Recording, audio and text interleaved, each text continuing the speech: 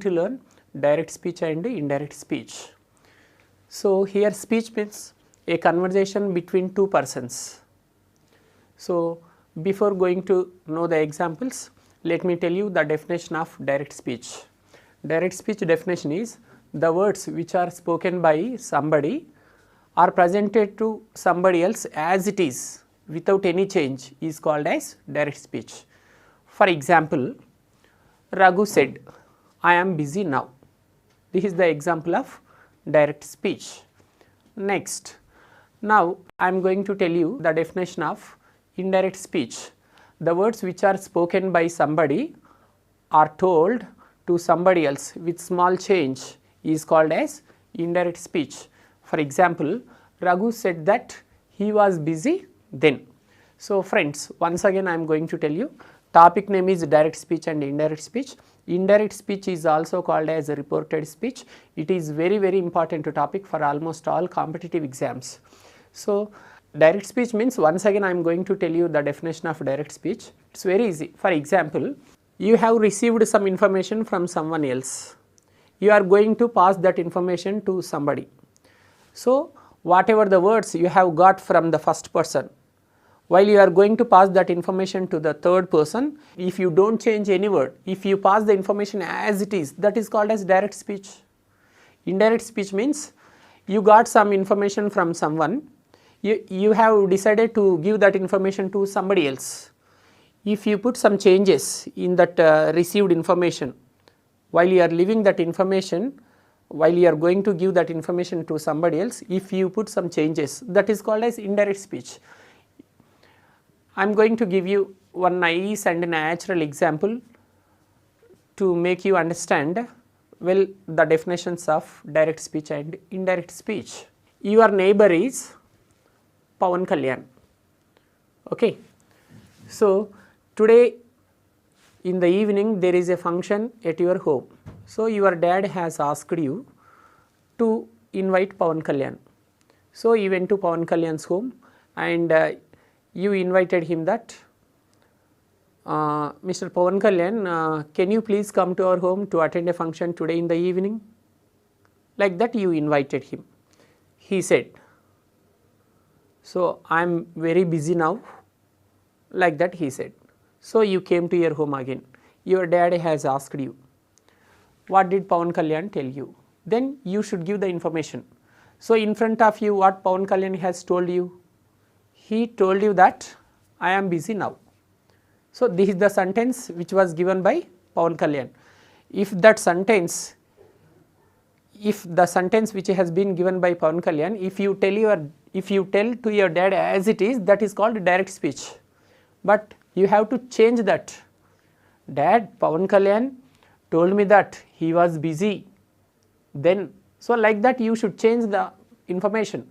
If you do not change whatever the sentence has been given by Pawan Kalyan to you, if you do not change it, if you pass that information as it is to your father, that is called a direct speech. If you put some changes in that information after changing some words, okay, after adding some other information, if you give that information to your father, that is called as indirect speech. One more example. Next week you are going to celebrate your birthday. So your mother told you, my dear son, for your birthday function, invite your master. Go and invite your master. You said, yes, okay mommy, I will invite my master. So you called your master. Master, I request you to attend my birthday function next week. So he said, I will come. I will surely attend your birthday function. So these are the words of your master. Okay, I will attend your birthday function next week. So again you are going to talk to your mother. Your mother will ask you now, okay, what has your master told you? Then, mummy, my master has told me that he would come or he would attend the function the following week. Like this you should change the words. If you tell as it is, whatever the words you have received from your master, if you tell all the words as it is, that is called a direct speech. If you change some words after getting that information, you should change the information. After changing the words, if you pass the information, that is called as indirect speech. Now let us learn how to change a direct speech sentence into indirect speech. Every direct speech sentence contains two verbs.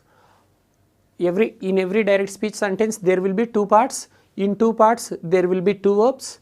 First part verb is called reporting verb. Second part verb is called reported verb. Friends, listen to me once again. Now I am going to tell you how to change a direct speech sentence into indirect speech. In every direct speech sentence there will be two parts. Okay. So first part, second part, or ing part, ed part. In every direct speech sentence there will be two verbs.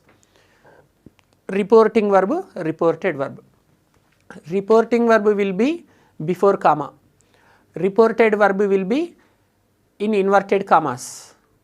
So the first verb is called reporting verb, the second verb is called reported verb. So if you want to change a direct speech into indirect speech, you should know some rules and regulations. There will be some changes in words. There will be so many changes in words. For example, in direct speech, if you use this, in indirect speech you should use that. For example, these, it becomes those. Today, that day. Now, then, ago, before. So like that, today, that day, tonight, that night, this year, next year, yesterday, the previous day, last week, the previous week, last month, the previous month, last year, the previous year. For example, tomorrow, that becomes the following day. Next week, that becomes the following week. Next month, that becomes the following week. Next Sunday or Monday, that becomes the following Monday or Sunday. Okay. Next month or next year. Next year means the following year. So friends, like this, whenever you see the words this, it becomes that. In the direct speech, this is there, that becomes that, this becomes those, today becomes that day, tonight becomes that night. So like that you should change the words, you should learn this. This table is important. The table which is being given here is very important. You should know how to change the words. Let us see the table which can help you how to change a direct speech into indirect speech. See friends, what I have told you, in every direct speech sentence there will be two parts, first part, second part, or first part is called ing part, second part is called ed part. So up to comma, that part is called first part.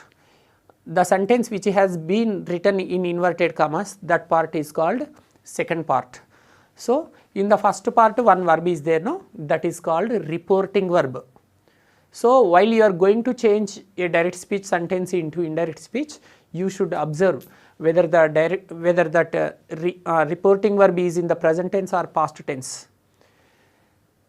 Whatever the reporting verb is there in the direct speech, especially in the first part, okay, if that reporting verb is in the past tense, then only you should change the tense. If the reporting verb is in the present tense, you should not change the tense. So friends, listen to me, it is very important topic. Most of the students get confused, but you should not get confused like that. See, for example, you are going to change a sentence. I am going to tell you one example. She said, I sing songs. This is one example. She said, comma, I sing songs. It is the example of direct speech. Now I am going to tell you how to change this example into indirect speech. She said, two words are there in the first part. She said, this is called one part, this is called first part. Second part, I sing songs. See friends, now in the examination you also must know how to remember whether it is a direct speech or indirect speech, because sometimes they will give you one sentence and they ask you change the speech. They do not ask you change into indirect speech. They may give direct speech or they may give indirect speech also. So that is what you must know how to find out whether the sentence is in direct speech or indirect speech. Now I am going to give you some hints how to find out a sentence is in direct speech. See friends, after the first part, if there is any comma and if the second part is in inverted commas, that sentence is called direct speech. Punctuations are very, very important in this topic. So you can easily find out a direct speech sentence. In indirect speech sentence, we should not use commas, semicolons or inverted commas and all. Only in direct speech, there will be two parts. After first part, comma will be there. After the second part, there won't be any full stop at all. The second part should be written in inverted commas. Here is one example. She said, I sing songs. Now we are going to change this example into indirect speech. She is the subject here. Said, it is the verb. In this sentence, two verbs are there. Sing is also verb, said is also verb. So two verbs are there. I have told you, no, in every direct speech sentence there will be two parts. First part, second part, or first part is called ing part, second part is called ed part. So this is called reporting verb, that is called reported verb. So said is called reporting verb, sing is called reported verb. So friends, before going to change this direct speech into indirect speech, you should observe whether the reporting verb is in the present tense or past tense. So said, it is in the past. For example, says, it is in the present tense. Friends, whenever the reporting verb is in the past tense only, the tense should be changed. Here in this example, she said, the reporting verb is in the past tense. So we should change the tense. Right. So now I am going to tell you how to change this direct speech sentence into indirect speech. So what is the first word of the direct speech? She. So while you are going to change this sentence into indirect speech, the first word, that is she, that should be written as it is. So friends, listen to me. While you are going to change a direct speech into indirect speech, the first word, whatever the subject is given, either she or they or he, Raju, Rani, Kiran, Kishore, Praveen, Prakash, that subject should be written as it is. So she should be written as it is. Fine. What next? Said. Said becomes said only. Sometimes they may give told. Even told also should be written as it is. She said. Sometimes they may give she told. If they give told also, that word also should be written as it is. Some other times they may give like this, said to, that becomes told. So friends, now just now you have seen changes in words. This becomes that, those, these becomes those, today becomes that day, yesterday becomes the previous day, tomorrow becomes the following day. Like that, there will be some changes in reporting verbs also. In the direct speech, in the first part there will be one verb. No, that verb is called reporting verb. In reporting verb also there should be some changes. So said, for example, in the examination, in the question, in the first part of the direct speech, they have given said. Whenever they give said, that word should be written as it is in the indirect speech. If they give told, that word also should be written as it is. Sometimes they may give in the first part said to. Whenever this word is given, the word said to, that should be changed into told. Said to becomes told. So three words will be given. When the reporting verb is in the past tense, sometimes said, some other times told, some other times said to. If they give said, it should be written as it is. If they give told, that is also should be written as it is. If they give said to, that should be changed into told. Now you tell me friends, now I am going to tell you the reporting verbs of direct speech. Now you change into indirect speech. Said, this is direct speech reporting verb. What should be written in the indirect speech? Said only. Good. For example, told, this one also should be written as it is. Then said to, sometimes they may give said to also, that becomes told. So said becomes said, told becomes told, said to becomes told. Here, let's see the second part of this direct speech. I sing songs. I sing songs. See, this sentence has been written in inverted commas. So friends, in every direct speech sentence, after the first part, the second part is in inverted commas. Now, before going to change the second part into indirect speech, you should observe which tense it is. So friends, immediately you should not try to change this direct speech into indirect speech.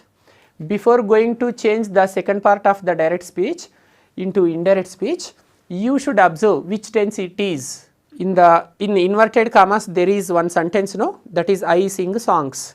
You should find out which tense it is. Come on, tell me friends, which tense it is? I sing songs. I is one subject, sing is verb first form. I sing songs. Is it simple present tense or not? Yes, you are right. It is simple present tense. Then in which tense we should change it? We should not write as it is. We should change the tense. Friends, in the direct speech, if they give sentences from simple present tense, we should change into simple past. Please remember, we should change the tenses also. We should change the words. If they give now, we should write then. If they give this, we should write that. If they give today, we should write that day. If they give yesterday, we should write the previous day. If they give tomorrow, we should write the following day. Like that, changes must be there in direct speech and indirect speech. So how many types of changes are there, friends? You see, in the examination, you have seen one question. In that question, there should be 3 changes. Please remember, change number 1 in reporting verb. The first change is in the reporting verb. Sometimes they give said, some other times they give told, some other times they may give said to. So this is called reporting verb. There should be a change in reporting verbs. I have already told you, said becomes said, told becomes told, said to becomes told. This is the change in reporting verbs. Next, where is the second change? In the words. In the direct speech, they will give some words, adverbs. Now this, like that, some words will be given. Even those words also should be changed. Such words should not be written as it is in the indirect speech. Next, the last change, the third change is tense. There is a change in tense. Friends, while you are going to change a direct speech sentence into indirect speech, in that inverted commas one sentence is there, no? You should find out from which tense it is. What is the tense of this sentence? You should know the name of the tense. Come on, which tense it is? I sing songs. Subject plus V1 plus extra words are there. Okay, this is simple present tense. Whenever you find out a simple present tense in inverted commas, that should be changed into simple past. Come on, let's change this direct speech into indirect speech. She said. She should be written as it is in indirect speech. Said, that is also should be written as it is. Next, she said. After she said, comma is there. So friends, in indirect speech, we should delete that comma. We should not use comma. In the place of comma, we should use one conjunction, that is that. Friends, in the direct speech sentence, after first part one comma is there, no? In indirect speech, while we are going to change this sentence into indirect speech, we should not write this comma as it is. Comma should be changed. In the place of comma, we should use one conjunction, that is that. So in the place of comma, what should we use, friends? That. Okay, she said. Okay, she said. In the place of comma, the conjunction is that. Okay, first part has been changed. Okay, let's see the second part. I sing songs. It should be changed into indirect speech. So I, should we write as it is this I? No, we should not write, because one girl told you I sing songs. You should change, no? This is indirect speech. If you don't change, if you write as it is, that is called a direct speech again. Then what is the use of learning indirect speech? We are friends, in today's class we are going to learn how to change a direct speech sentence into indirect speech. So no direct speech sentence should be written as it is. In case if we write this question as it is, how can it is called indirect speech? So friends, in indirect speech, we should not write as it is. We should not write as it is. So we should see some changes. I sing songs. I becomes a she. I should not be written as it is. I becomes a she. Sing. That verb also should not be written as it is. Sing becomes sang. Next, songs, that is common. So answer is she sang songs. This is the answer.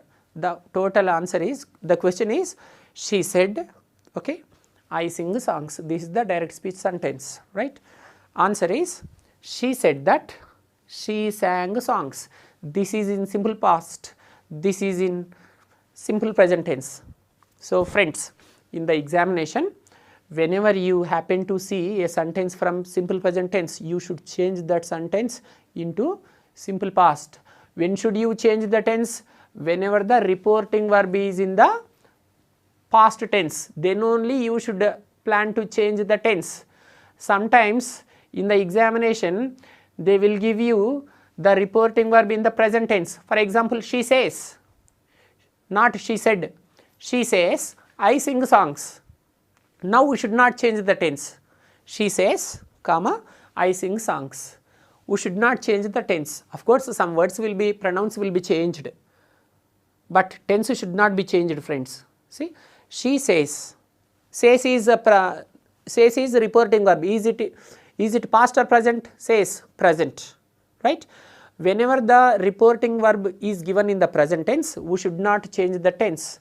So answer is, she says that. She sings songs. See, sings, same tense. In the direct speech, simple present tense is there. In the indirect speech also, simple present tense is there. So friends, don't feel bored. Some of you may think that sir is keep on explaining the first example. So it is a somewhat difficult topic. So since it is the first example, I am going to take a little bit risk. So once again, let me explain what are the formalities that we should follow when we are changing a direct speech into indirect speech. Friends, shall we see another example? That is the second example. They said, we watch movies. This is the example. Friends, tell me, is it direct speech sentence or indirect speech sentence? Sir, what is that? Are we looking like innocent children? In that slide, it is clearly appearing that it is written in the direct speech box. We can easily know that the sentence is from direct speech. Okay. So in this table, headings are there, direct speech and indirect speech. But how to find out in the examination? Just now I have already told you, friends. So you must learn that how to remember. How to find out whether the sentence is in direct speech or indirect speech. It is important because in the examination they don't always ask change into indirect speech. Just they will give you one sentence, change the speech. Like this they will ask you, what will you do then?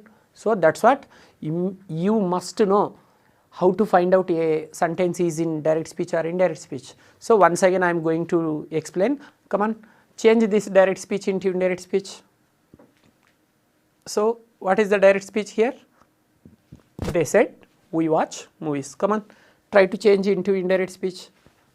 Don't see the answer. Without seeing the answer, try to change this direct speech into indirect speech. In the first part, what is there? They said. So what I have told you, friends, in the direct speech sentence, the first word, whatever it is given, they are, he or she, that should be, the first word should be written as it is. They. What is the first word of this direct speech? They. They should be written as it is. Okay, they. After they, what is there? Said. Even said also should be written as it is. So whenever they give said also, that should be written as it is. If they give told also, that is also should be written as it is. If they give said to, that should be changed. Said to becomes told. Here they gave said. Okay, said should be written as it is. So first part is they said. In indirect speech also they said. What is there after they said? After the first part, what is there? Comma is there. So in the second, in indirect speech, you should not use that comma. In the place of comma, you should use one conjunction, that is that. Now you should add two parts with a conjunction. What is the definition of conjunction? In parts of speech, you will learn the definition of conjunction. Conjunction means it is a word which joins one word with another word or one sentence with another sentence. So here in indirect speech, we are going to add these two parts with one conjunction, that is that. Okay, first part has been changed successfully, that's great. Come, let's see how to change the second part into indirect speech. Okay, we watch movies. Friends, what I told you, before going to change the second part of the direct speech sentence into indirect speech, you should know the tense name, which tense it is. We watch movies, which tense? Simple present tense or simple past? Simple past? Yes? No. It is simple present tense. How can we say that it is simple present tense? After the subject V1 is there. V1 means the first form of the verb is there, watch. So we watch movies. It is simple present tense. So simple present tense should be changed into simple past. So friends, tenses should not be written as it is. In the examination, in the direct speech, if they give sentence from simple present tense, that should be changed into simple past. If they give a question from present continuous, that should be changed into past continuous. If they give a question from present perfect tense, that should be changed into past perfect tense. If they give a question from present perfect continuous, that should be changed into past perfect continuous. So tense must be changed. When shouldn't we change the tense? When the reporting verb is in the present tense, then only we should not change. So here the answer is, we watch movies, no? Answer is they watched movies. You may get a doubt, sir, why should we change this we? How did this we become they? See friends, while you are going to change this direct speech into indirect speech, you have to visualize something is going on somewhere. If you can visualize only, you can get the right answer. You should visualize something is going on somewhere. For example, they means here your neighbors. They told you, okay, we watch movies. Now you are going to give that information to me. Now I am asking you, dear friends, tell me. Okay, once again I am going to repeat this second example. They said we watch movies. So now we are going to change it into indirect speech. So they said, in the place of comma we should use that. They said that. So in inverted commas, what is there? We watch movies. We becomes they. You may ask, sir, why should we change? Why should this we become they? Because what I have told you, while you are going to write answers in this topic, you should visualize something is going on somewhere.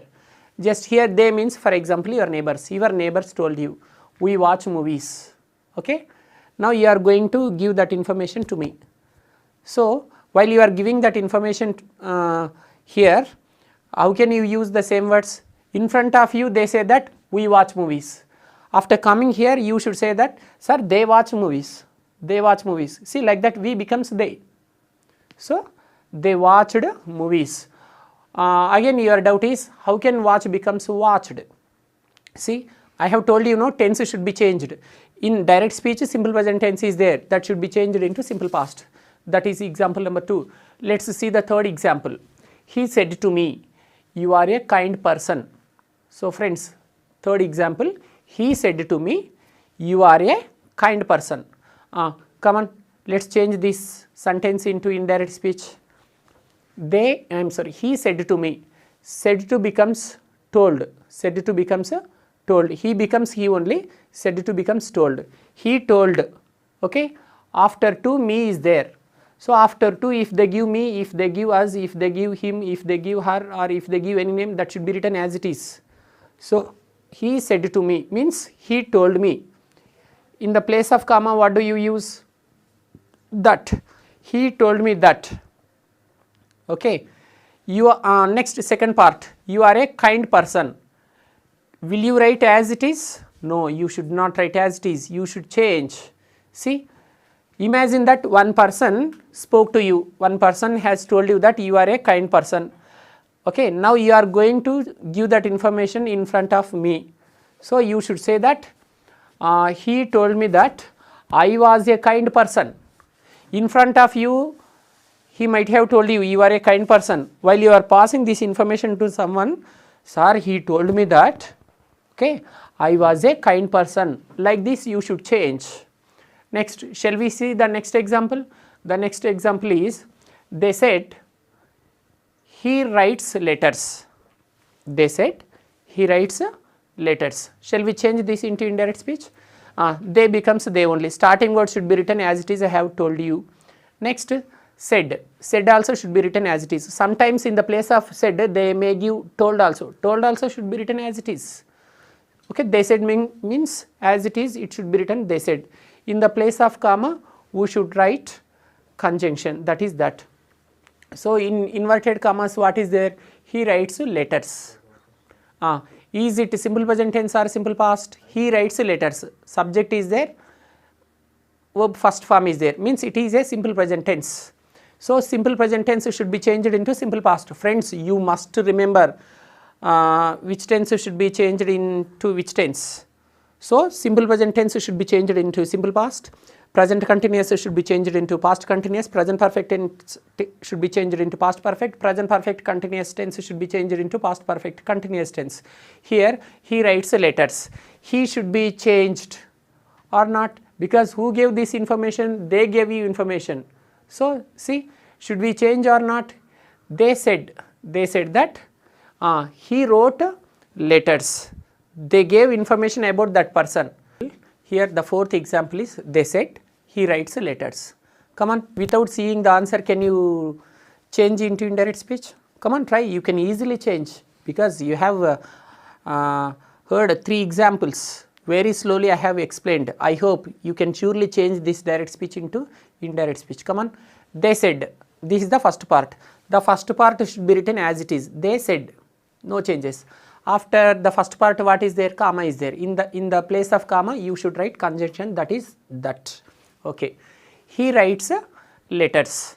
Come on. Before going to change the second part into indirect speech, what should you observe? You should observe the tense. He writes letters. Is it simple present tense or not? Yes, you are right. It is simple present tense. Then simple present tense should be changed into simple past or simple future? Simple past. So come on, change this sentence into simple past. He writes letters is simple present tense. What is the simple past of this? He wrote letters. Wow, good. That's great. This is the answer. They said that he wrote letters. Okay. Let's see the last example. He said to her, I hate you. So the last example of present simple present. He said to her, I hate you. Come on, try to change this direct speech into indirect speech. He said to her. He should, the first, I have already told you, the first word should be written as it is. What is the first word of this direct speech? He. Whether it is he or she or they or Raju, Rani or Kiran, whatever it is, it should be written as it is. He should be written as it is, that's fine. Okay. Said to. I have told you, said to becomes told. Said becomes said, told becomes told, said to becomes told. So said to means told. He told. After to, her is there. Her.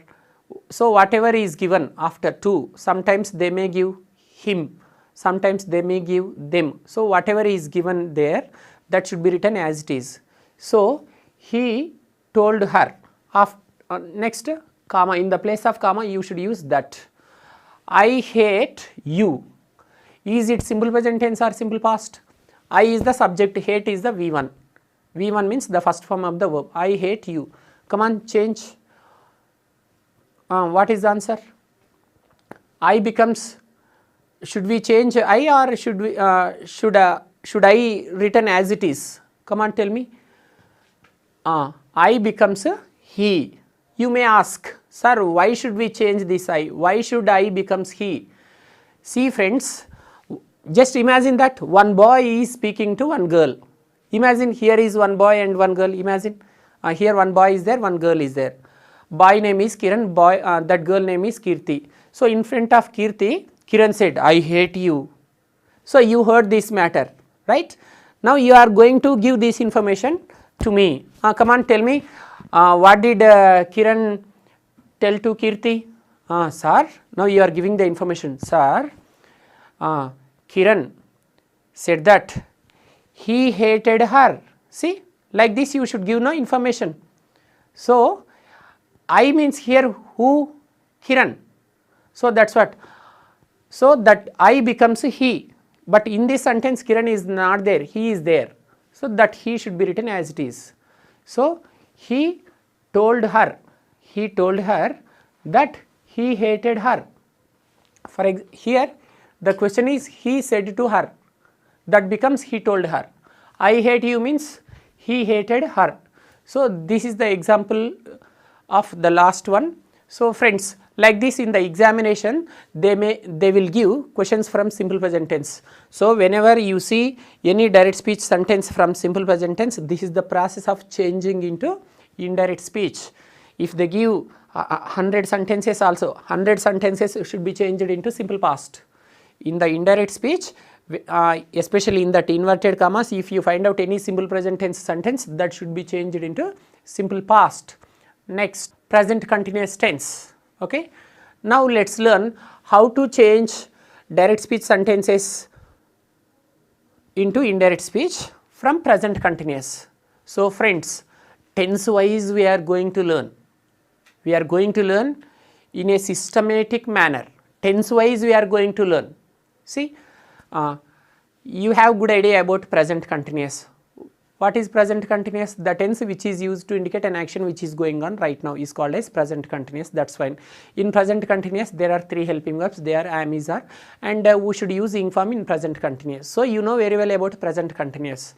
So in the examination, in the direct speech, in that inverted commas, if they give present continuous, you should change into past continuous. Friends, please remember, in the examination, whenever they give any question from present continuous, you should change that into past continuous, right? Here, come on, see that slide. What is the example here? He said, I am watching TV now. He said, I am watching TV now. For example, that person is your neighbor, okay? So in front of you, what did he say? I am watching TV now. Now I am asking you, friends, come on, tell me, just now you have gone to your neighbor's home. When you went there, what did you talk to him? What did he tell you? Come on, tell me. Now you should tell me, no? In front of you, he spoke one sentence that I am watching TV now. That is called a direct speech. Now you should change this direct speech into indirect speech. So he said, this is the first part. He should be written as it is. Said also should be written as it is. He said. In the place of comma, we should use that. He said that. I becomes he, because we are talking about that person. So I should not be written as it is.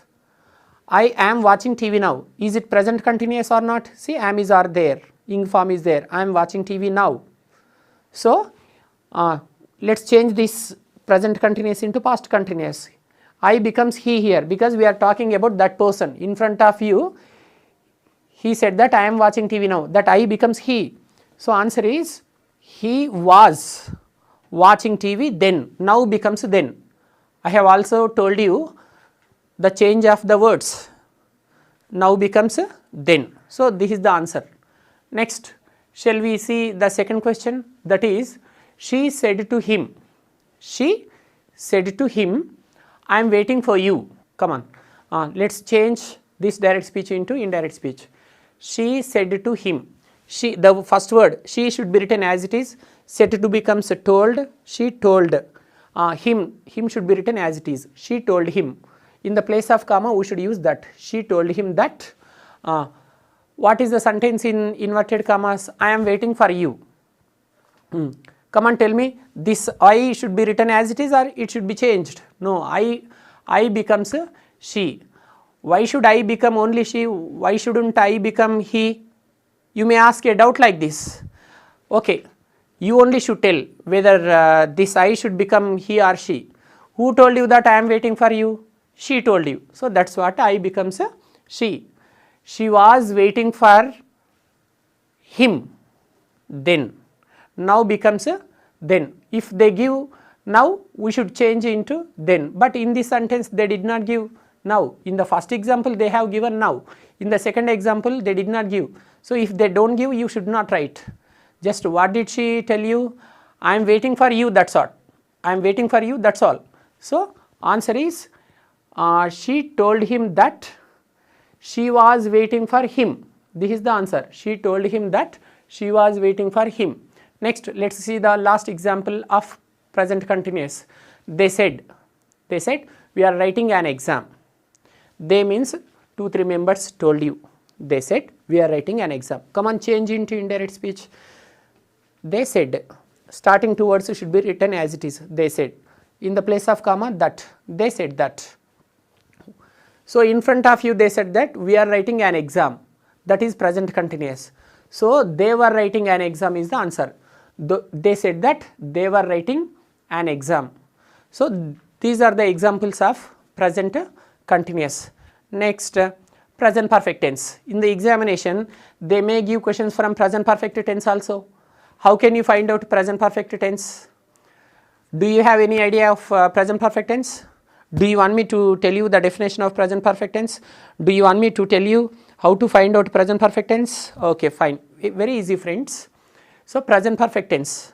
What is the definition of present perfect tense? The tense which is used to indicate an action which has been completed just now or recently is called as present perfect tense. In present perfect tense, there are two helping verbs, they are have and has. And in present perfect tense, the main verb must be always in the third form. Okay. So, whenever you find out have or has plus the third form of the verb, thus that sentence is from present perfect tense. So, in the examination, if they give any question from present perfect tense, if they give any direct speech sentence from present perfect tense, that should be changed into past perfect, do not forget. By mistake, if you forget, by mistake if you do not know in which tense it should be changed, you cannot get the right answer. So, if they give direct speech from simple present tense, that should be changed into simple past. If they give direct speech from present continuous, that should be changed into simple past, past continuous. So, simple present tense becomes a simple past, present continuous becomes a past continuous, present perfect becomes a past perfect tense. Okay. So, like that you should change the example. Right, you should change the tense. Here what is the example? She said to them, she said to them, I have taken my lunch. Imagine, just visualize. She said to them, one lady told that I have taken my lunch. Now you should change this into indirect speech. Come on, she said to them. She should be written as it is, said to becomes told, she told them.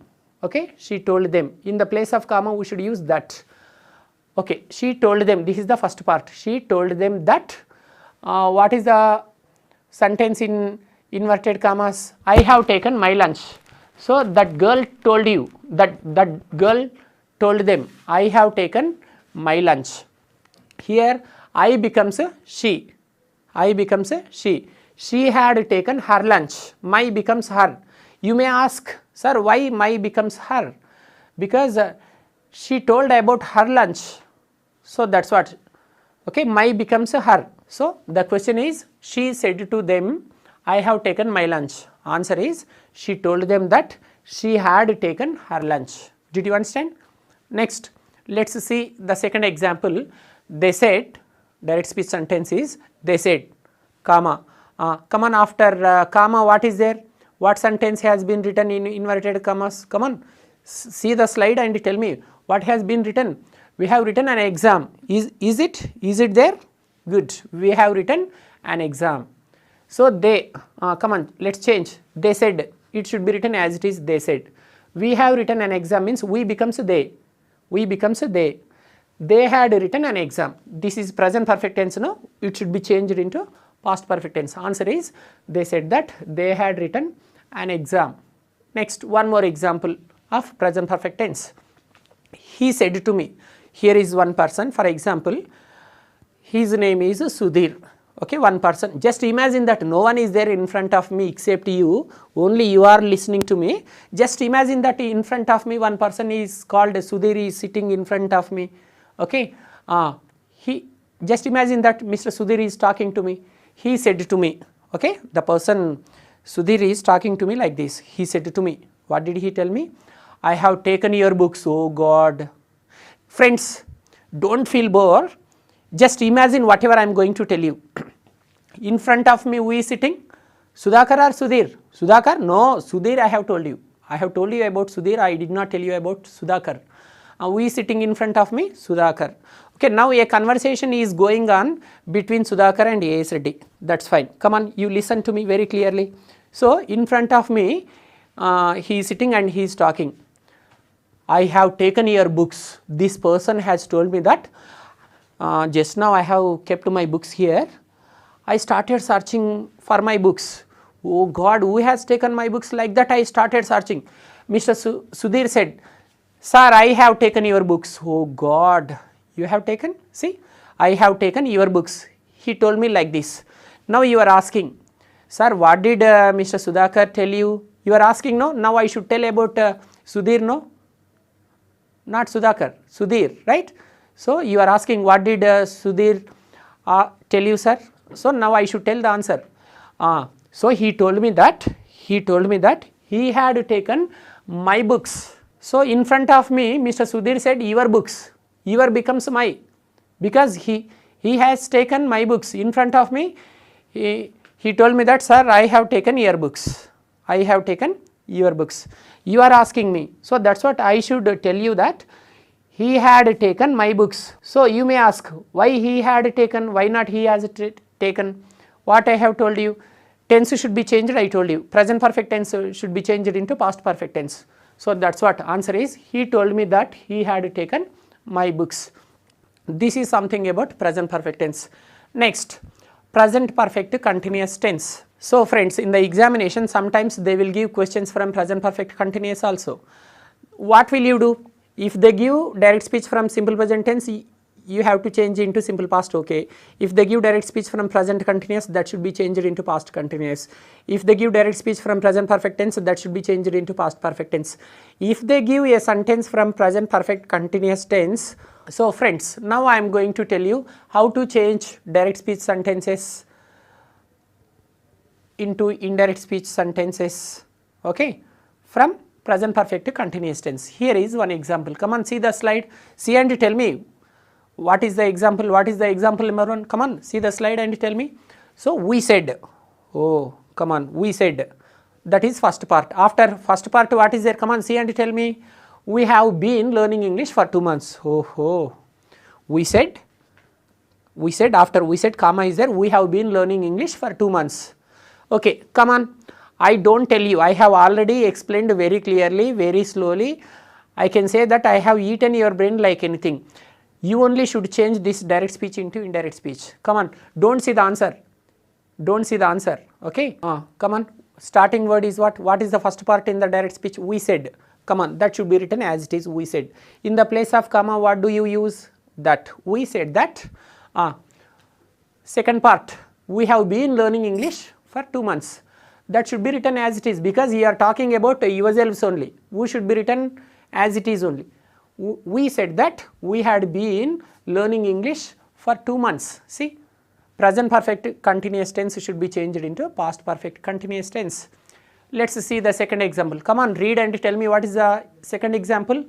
Raju said to Rani. Who said to whom? Raju said to Rani. Come on, tell me what did Raju say to Rani? I have been living in Hyderabad since 1980. So friends, Raju said to Rani. So just imagine here Raju is sitting and Rani is sitting. Raju and Rani are talking here. Just imagine that. So Raju is telling, I have been living in Hyderabad since 1980.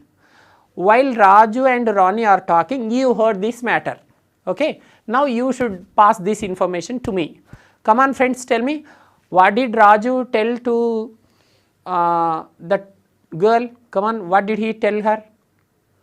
Sir, answer is, sir, Raju told Rani that he had been living in Hyderabad since 1980. See, this is present perfect continuous. It should be changed into past perfect continuous tense. What next? What is the next example? What is the third example? Gautami said to Sarita. What did Gautami say to Sarita? I have been working for 6 months. Okay. Here 2 girls are there. Who are they? One girl name is Gautami and another girl name is Sarita. What are these 2 girls are talking? So Gautami is telling that I have been working for 6 months. So while these 2 girls are talking, you heard it. Come on, you tell me what is going on. What did Gautami tell Sarita? Answer is Gautami said to. Said to becomes told, no? Gautami told Sarita. Gautami told Sarita that, okay, she had been. Here she means who? Either Sarita or Gautami? Gautami, because she is telling, right? So Gautami told Sarita that she had been working for 6 months. She had been working for 6 months. This is the answer. Okay friends. Next, so friends, I thank you very much. Successfully you have completed 4 tenses. With your kind cooperation, I am going to tell you the next tense, that is simple past tense. In the examination, they will give direct speech sentences from simple past also. What will you do? If they give a direct speech sentence from simple past, in which tense it should be changed? So friends, whenever they give any direct speech sentence in the examination from especially simple past, that should be changed into past perfect tense. If they give simple present tense, that should be changed into simple past. If they give present continuous, that should be changed into past continuous. If they give present perfect, that should be changed into past perfect. If they give present perfect continuous, that should be changed into past perfect continuous. Okay, first 4 tenses have been finished. 5th tense is simple past. If they give direct speech from simple past, you should change that is tense into past perfect tense. Did you understand? Good. Shall we see one example here? Come on, see the slide and tell me what is the example number 1. Come on, don't look at me. See the slide and tell me, read that example. What is their example number 1? She said, I purchased a car last year. She said, I purchased a car last year. Okay. One girl is there and okay, beside you one lady is there. So you are speaking to her. So she told you that okay, she had purchased a car. You asked, what did you purchase? She said this matter. So now I am asking you, come on, tell me friends, what did you speak to that girl? What did that girl tell you? Sir, she said that she had purchased a car the previous year. So here last year should be changed into the previous year. So words also should be changed. Okay, apart from the tense, even the words also should be changed. In the question, if they give yesterday, that should be changed into the previous day. If they give last week, we should write the previous week. If they give last Sunday, we should write the previous Sunday. If they give last month, we should write the previous year. If they give last year, we should change into the previous year. So here in the question, they have given last year, that should be changed into the previous year. Next, let's see the example number 2. What is example number 2? I said, okay, I said, comma, next second part, I met my friends yesterday. Okay, now you are asking me, just imagine that I am telling about my friends. Okay, I am telling about my friends. Come on, I said, okay, I met my friends yesterday. So now I am telling you, I said, answer, I said, I had met my friends. I had met my friends the previous day. This is the answer. I said that. I did not use conjunction. After, in the place of comma, we should use conjunction. So I said that I had met my friends the previous day. Next example.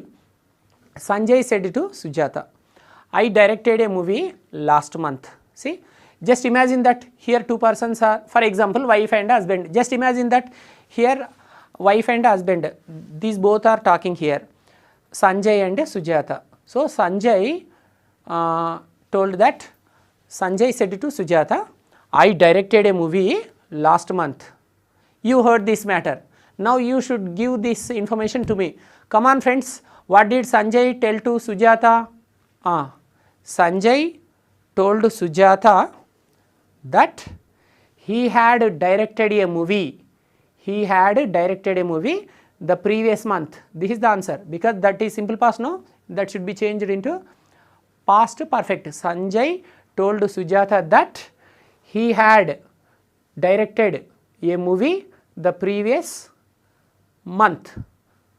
Okay, they have given last month. If they have given last year, means that should be changed into the previous year. But they have given here last month. Last month means the previous month. For example, last week, the previous week. Yesterday, the previous day. This is something about simple past. Next tense name is past continuous tense. In the examination, sometimes they will give you examples from past continuous tense also. Okay. How can you remember, how can you find out a sentence from past continuous? In past continuous, there are 2 helping verbs. They are was and were. Was and were. So, was, were plus ing form should be there in past continuous. Let us see one example. If they give direct speech from past continuous, that should be changed into past perfect continuous tense. Okay. If they give present continuous, that should be changed into past continuous. If they give direct speech from past continuous, that should be changed into past perfect continuous tense. Here is one example. Raghu said to Srinu, okay, I was working in Libya. Raghu said to Srinu, I was working in Libya. Answer. Raghu told Srinu that, okay, he had been working in Libya. He had been working in Libya. That is the answer. Next, example number 2. Raju said to Ramu. Raju said to Ramu, I was doing MPhil. Raju and Ramu, two persons are talking here. Okay. Raju said to Ramu that I was doing MPhil. Come on, you heard this matter and now you are going to tell me. Come on, what is the answer? Raju told Ramu that he had been doing MPhil. He had been doing MPhil. So friends, in today's class we have learnt up to past continuous. So 6 tenses have been completed successfully. In the next class, let's learn from past perfect tense.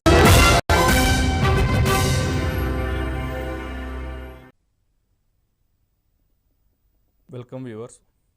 Today's reasoning topic we are going to discuss is problem solving. In problem solving, inequalities. Generally in inequalities we have different signs. The signs like, for example, he will give like A greater than B.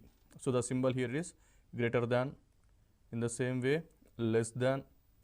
In the same way, greater than or equal to. In the same way, less than or equal to or equal to.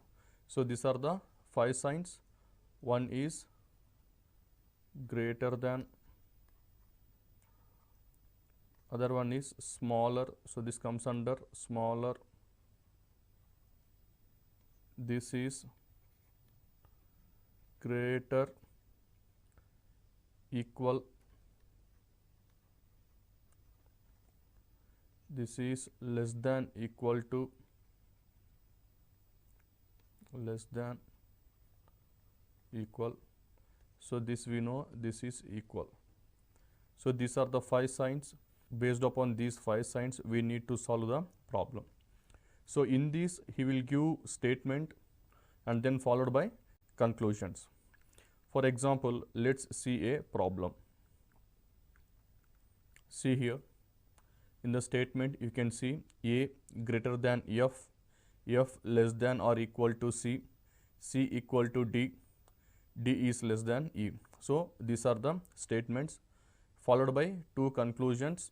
Conclusion 1 says A greater than E. We need to find out whether this conclusion is correct or not given from the given statement. In the same way, conclusion 2, F is less than E, whether this conclusion follows or not, we have to see from the given statement. See, in this always remember, for example, A is greater than B, greater than C. Obviously, directly, what is the conclusions I can make? The only conclusion I can make from this given statement. For example, A greater than B, B greater than C is the statement. So directly, what is the conclusion that follows? The conclusion that follows here is A is greater than C. So that is the conclusion that follows. If at all, if the statement is like this, A is greater than B and B is equal to C. So what is the relation between A and C? So here also the conclusion that follows is A is greater than C, because when he said that B is equal to C, directly I can write like A is greater than C, because here B and C both are same. Whenever, for example, if the statement is A is greater than B and B is less than C, can we take the conclusion A is greater than C? Will it follows? No, because see here A is greater than B, but in this case C is greater than B. So that is the reason this kind of conclusions can't be taken. So let's see one question and try to derive from this particular statement. In this statement say that A is greater than F, F is less than or equal to C, C is equal to D, and D is less than E. For example, the statement is A is greater than E. So where is A? A is here and E is here. So in this case, you can say directly this is wrong. How? See here, A is greater than F. Okay, fine. But in the same way, you can see is F is less than C. Whenever these two opposites are there, when these two, that is greater than and less than symbols follows, or greater than or less than equal to symbols follows, obviously it's asking here A is greater than C. So only this one we need, only greater than we required. But you see the following conclusions. For example, you see this is greater than and less than, greater than and less than equal to. Whenever you see this one, all these particular conclusions will become wrong. So directly you remember that. So always remember that whenever all the greater than follows like this, for example, remember this is A and this is F, in between you are having B, C, D like that. So directly I can say is A is greater than F, remember that. Then only it follows. Even in one case also it is less than, even in one case also it is less than like this, then this particular conclusion will become wrong. Always for the greater than conclusion, all the statements should be also greater than. If even there is one symbol is less than, then that particular conclusion becomes wrong. In the same way, you see here A is greater than E. So between A and E, you can see the opposite symbols. So here the greater than is given, here it is less than is given. When greater than and less than both are given, obviously this conclusion becomes wrong. Now let's see the second conclusion. In the second conclusion, F is less than E, or E is greater than F. See, I always focus on greater than, so that answer will become easy for me. E is greater than F. For example, E is here and F is here. Now I can say that E is greater than F. This follows 100%. Why? Because you take out this particular F, C, D, E. So F, C equal D, then followed by E. I said that, see the greater than symbols. All the greater than symbols are towards E. So here also greater than symbol towards E. Here also greater than symbol, that is also towards E. It is greater than or equal to, but it doesn't matter. But the symbol is always showing to E here, F here, and all are facing towards E. So greater than towards E. Here also greater than towards E. That is the reason conclusion 2 will become correct. For example, I can shortcut this particular statement. How? This is, I can write like F is less than or equal to C, but C is equal to D. So I can directly write here D, because both C and D are equal. So directly I can write D here. Now D is less than E. So directly here you take now E and F. There are two symbols, again greater than symbol, greater than or equal to symbol. But what he is asking, only greater symbol. So greater symbol is there in the both the cases. Here also greater symbol is there, here also greater symbol is there. So here E and F. That is the reason conclusion 2 follows. So your answer is only conclusion 2 is the answer. See, thus concept is very simple. What is that concept? If greater than is facing, all the greater thans are facing like this, greater than, greater than, greater than, greater than. Remember here this is X and this is Y. So obviously X is greater than Y. Even if one particular symbol is opposite, for example like this, even if one symbol is opposite, that is one is greater than, other one is less than, obviously this kind of conclusion becomes wrong. Always for greater than, all the symbols should be towards one side, all should be greater than only, then only our conclusion becomes correct. See here, in this case there are two statements are given. One is M greater than or equal to P, P is less than H. In the same way, V is greater than T and T is equal to M. So whenever you see this kind of questions, you check for the common letter. What is the common letter in these both the statements? The common letter is M here. Here also the common letter is M. So when you see these two common letters, try to place M only, you take only one M out of these two particular statements. Let's see how it is. See here, directly I am writing this statement 1. M greater than or equal P less than H. See here, where is M? M is here. So you have to start from here. So you write this particular statement from here onwards. So let's see this one. So what the statement is saying, M is equal to T. So write down here, M is equal to T. Another one is T is less than V. So T is less than V. See here, T is less than V. Here also T is less than V. So just I am converting. So T is less than V. So I am converting two statements into single statement to get the answer fast. So now after converting the two statements into one statement, now let's see the conclusions, whether it follows or not. See the first conclusion, V is greater than P. So you check two letters, here V and here P. Now you tell me whether V is greater than P, yes or no? Yes. Why? Because here see the symbols. This is greater symbol is towards V. Here also greater symbol is towards V. So when two greater symbols are showing towards V, then obviously that particular conclusion becomes correct. Now see second conclusion. In the second conclusion, T and H, T is greater than or equal H he is asking. So let's check where is this particular T. So T and followed by H.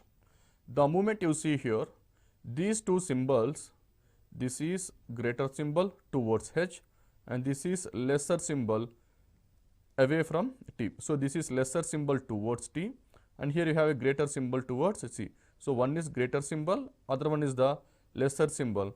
Obviously one greater symbol and one lesser symbol, this particular conclusion becomes wrong. So answer is only conclusion 1 is true. Here also we have two statements, but here he gave 4 conclusions. So let's see these particular statements. I already said that whenever you have two statements, take out the common letter between these two statements. From the common letter you convert into single statement. For example, if you these two particular statements, the only letter that is common is D. So here D is there, here also you are having D. So D is the common letter. By taking D as common, you convert the two statements into a single statement. Let's see this.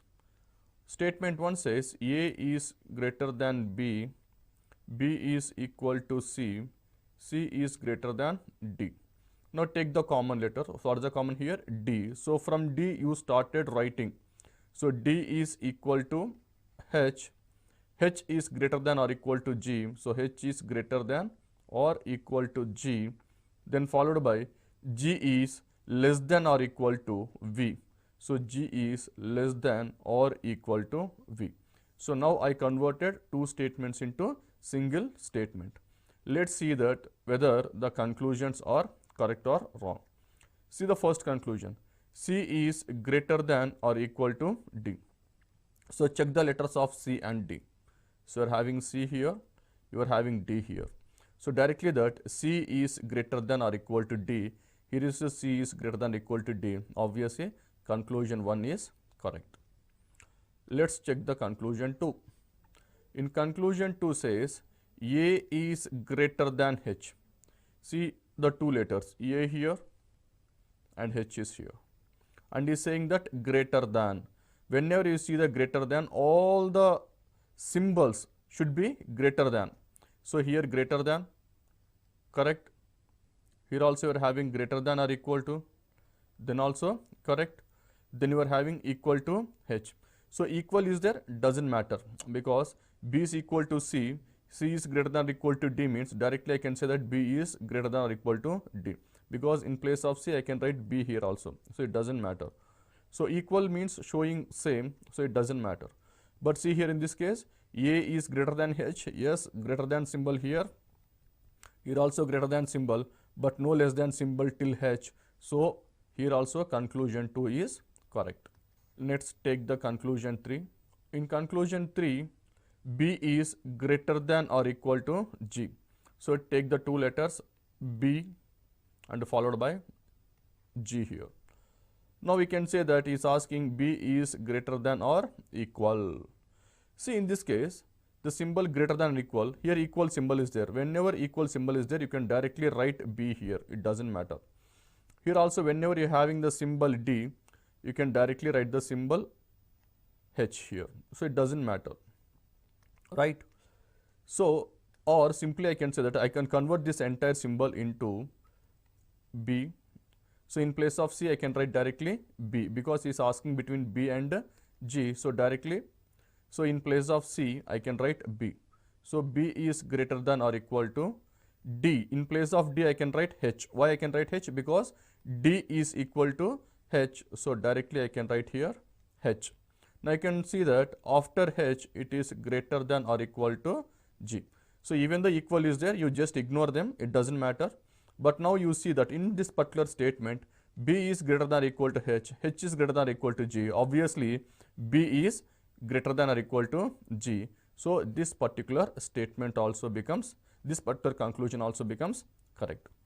Now let's see the last conclusion, that is C is less than V or V is greater than C. So V is here and C is here. It is asking V is greater than C.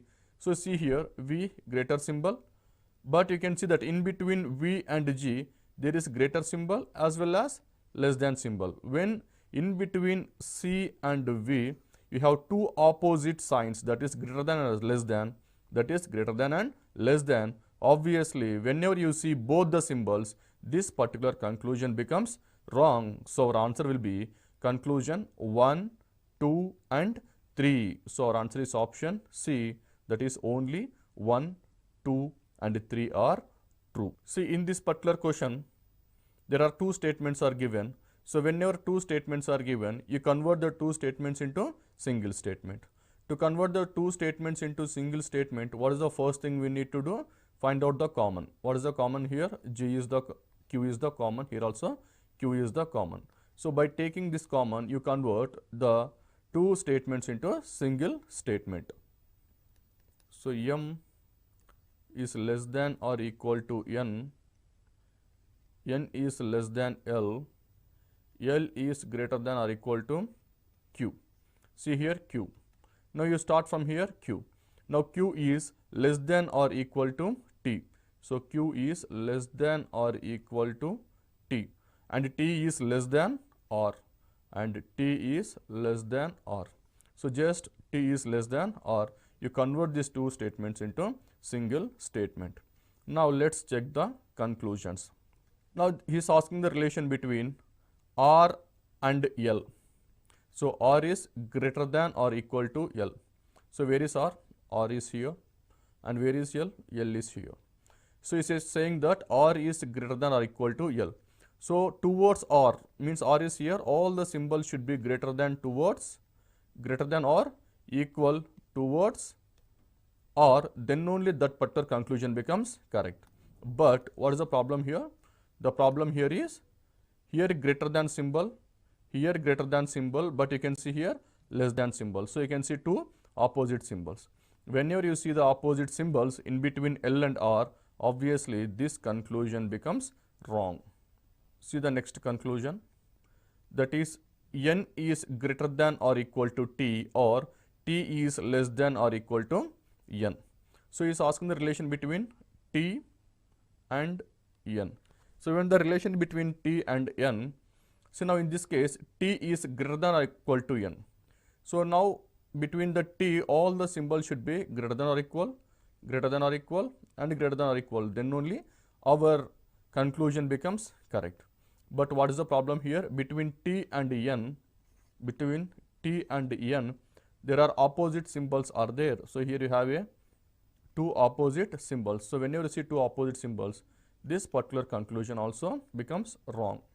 Now let's see the third conclusion. L is greater than M. So you are having L and you are having M. So you are having L and M, and in between you are having a greater symbol. So you are having greater symbol and you are having greater than or equal symbol between L and L. So L is greater than M. Obviously L is greater here, L is greater here also. That is the reason conclusion 3 is correct, because see here the symbols are always towards L. So greater than symbol towards L, here also greater than or equal to symbol towards L, then that particular conclusion becomes correct. Now let's see the fourth conclusion, that is R is greater than or equal to M. So check the two symbols, one is R, other one is M. So in between R and M, R is greater than or M means towards R all should be greater. Here also greater, here also should be greater. Here also it should be greater, here also it should be greater, and then all should be is equal only. But this is not the case. This should be the case. But here both, you see in the statement, one is greater, other one is lesser. For example, you see here, it exactly becomes, in this case, it becomes towards opposite. So the moment you see these two are opposite, this particular conclusion will not follow. So our answer is only 3 is true, remaining all are false. In this case, there are many symbols are there. In the following questions, the symbols, so these are the symbols, one is, that is hash, star, %, %, are used with the following meaning. So what exactly is saying means, the symbol A as B means A is greater than B, that's what is saying. So obviously this particular symbol becomes A is greater than B means this symbol represents greater than, this symbol represents greater than. In the same way, we have A star B. So this star represents A star B means A is smaller than B. So A is smaller. So this is the smaller symbol. In the same way, % means A is equal to B. Whenever you have this symbol %, so obviously this symbol indicates this is equal. Other one is @ So @ symbol means A is greater than equal to B. So @ represents greater than or equal to B. Finally, this symbol represents smaller than equal to B. So it is smaller than or equal to B. So directly these are the symbols. The symbols represents greater than or less than. So this is the all the directions that is given. So after following these directions, now see the statement. Even the statement is also in symbols. So you convert these symbols into greater than and less than. So how can I write this particular statement? The statement is in between S, P, Q and R. So S, C, P means the symbol C represents less than or equal to P. Now P @ Q, so @ symbol represents greater than or equal symbol. Now this hash symbol represents only greater than. Okay, so these are the statements. So this statement is converted now into greater than and lesser than. Now see the conclusion. What is the conclusion? S @ R. So S @ R means this particular conclusion is S is greater than or equal to R. And what about the conclusion? 2 R star P. So R star means less than. So R is less than P. Now see here, after converting these particular statements and conclusions into greater than and less than or equal form, now see the conclusions now. S and R, he is saying that S is greater than or equal to R. See the two symbols, S here, R here. And what is the greater than? Should be always towards S. But see here, greater than, here it is less than, but it is here greater than. So obviously this particular conclusion becomes wrong.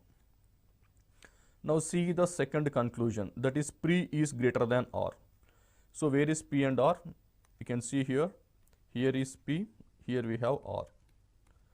Now the relation between P and R, he is saying that P is greater than R. So all the symbols should be greater symbols towards P. So P greater than or equal to Q, and Q is R, he is saying. We know that greater than symbols. Here also you are having greater symbol towards P. Here also you have greater symbol towards P. Obviously this conclusion 2 becomes correct. So in this case the answer is only conclusion 2 is correct and conclusion 1 is wrong. This type of questions generally gives in the exam to have more time, to time waste. Simply we can say it's like a time waste of time. Now the examiner wants to solve this question very fast, so that is the reason to prolong your time this kind of questions are given in the exam. Here also you have lot of symbols, and again see the symbols represents whether it is greater than or less than. But what is the difference from the previous question is, in this case he used the symbol not. Here also is the symbol not. He is asking the symbols not. So whenever you see the symbols not, what you need to do? So let's see this one. What the first symbol says that? First symbol says that P symbol Q means P is not greater than Q. So what is meant by P is not greater than Q? P is not greater means it should be less than or equal to. P is not greater than Q means P is less than or equal to. Now see the P at the rate Q. What is the at the rate symbol represents? At the rate symbol means P is not greater than or equal to Q. He is saying that P is not greater than or equal to Q means P is less than Q. See here, P is less than Q. P is not greater than or equal to Q means P is less than Q. That is the conclusion. Now see here dollar $Q. What is the dollar symbol represents? So the dollar symbol means P is not smaller than Q. P is not smaller than Q means P is greater than or equal to Q. So what is the conclusion we can say? Whenever we say that P is not smaller than Q means P is greater or equal to Q. Next we have percent symbol. So this percent symbol represents P is not smaller than or greater than Q. So it is not neither smaller nor greater. So P is not smaller than or greater than Q. So directly I can write P is equal to Q. So he is saying that P is neither smaller than or greater than Q means P is equal to Q. Now finally we have this as symbol. P is neither smaller than or equal to Q. P is neither smaller than or equal to Q means P is greater than Q. So this symbol represents greater than. So you have to be careful with the word not. Not ante kaadu అని అర్థం. కాదు అన్నట్టు మనం opposite లో తీసుకోవాలి. P is not greater than Q. Not greater than అన్నాడు కాబట్టి ఇక్కడ greater than తీసుకోకూడదు. కాబట్టి smaller than or equal to తీసుకుంటున్నాం. So we are taking like that. See now after we find out the symbols into greater than and less than forms, now you convert these statements because the statements are also given in the symbols. Now is P dollar K, K hash E, E symbol W. So the symbol is between P, K, E and W, right? Now P, K, there is a dollar symbol. So what is the dollar? Dollar represents greater than or equal to. Now K and E, that is hash symbol. So hash indicates this greater symbol. So K is greater than E. Now E and W. So the symbol is this cap symbol. So obviously between E and W, so E is less than or equal to W. See the conclusions here. What are the conclusions? W hash K. So and what is the symbol of this hash? That is greater than. So this is one conclusion. What is the second conclusion? E and P. So E at the rate P. So at the rate symbol is less than. So if this is less than. Now from this statement, let's find out the conclusions. What is the relation? Relation is between W and K. So where is W? W is here and K is here. And he's saying that W is greater than K. See between W and K, you have two opposite symbols. One is greater than, other one is less than. So when you have two symbols, obviously this conclusion becomes wrong. So this conclusion is wrong. See the next conclusion. The relation is between E and P. It says that P is greater than E. Now see the relation between P and E. So you are having P here, you are having E here. And he is saying P is greater than E and all the greater symbols are towards P. All the greater symbols are towards P. So here also greater symbol is towards P. So P is greater than E. This particular conclusion is correct. So our answer will be only conclusion 2 follows. In today's episode, we saw problem solving questions. In problem solving, we saw about inequalities. Inequalities, he will give questions based upon symbols like greater than equal, less than equal, and equal to. Based upon these signs from the statements, we have to take out the conclusions. Thank you.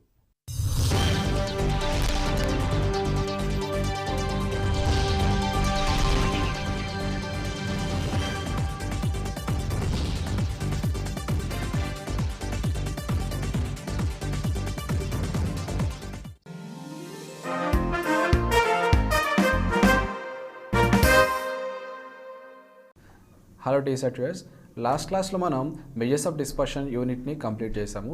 ఈ క్లాస్లో మనం probability unit start చేద్దాం. Probability. So what's the definition of the అసలు probability అంటే ఏంటి? Probability is nothing but the chance of occurring. ఏదైనా ఒక event దాన్ని అయ్యే ఛాన్సెస్ ఎంత అనేదాన్ని మనం ప్రాబబిలిటీలో. సో మనకి తెలియకుండానే మన నిజ జీవితంలో ప్రాబబిలిటీ మనం డిఫరెంట్ కేసెస్లో యూజ్ చేస్తుంటాం.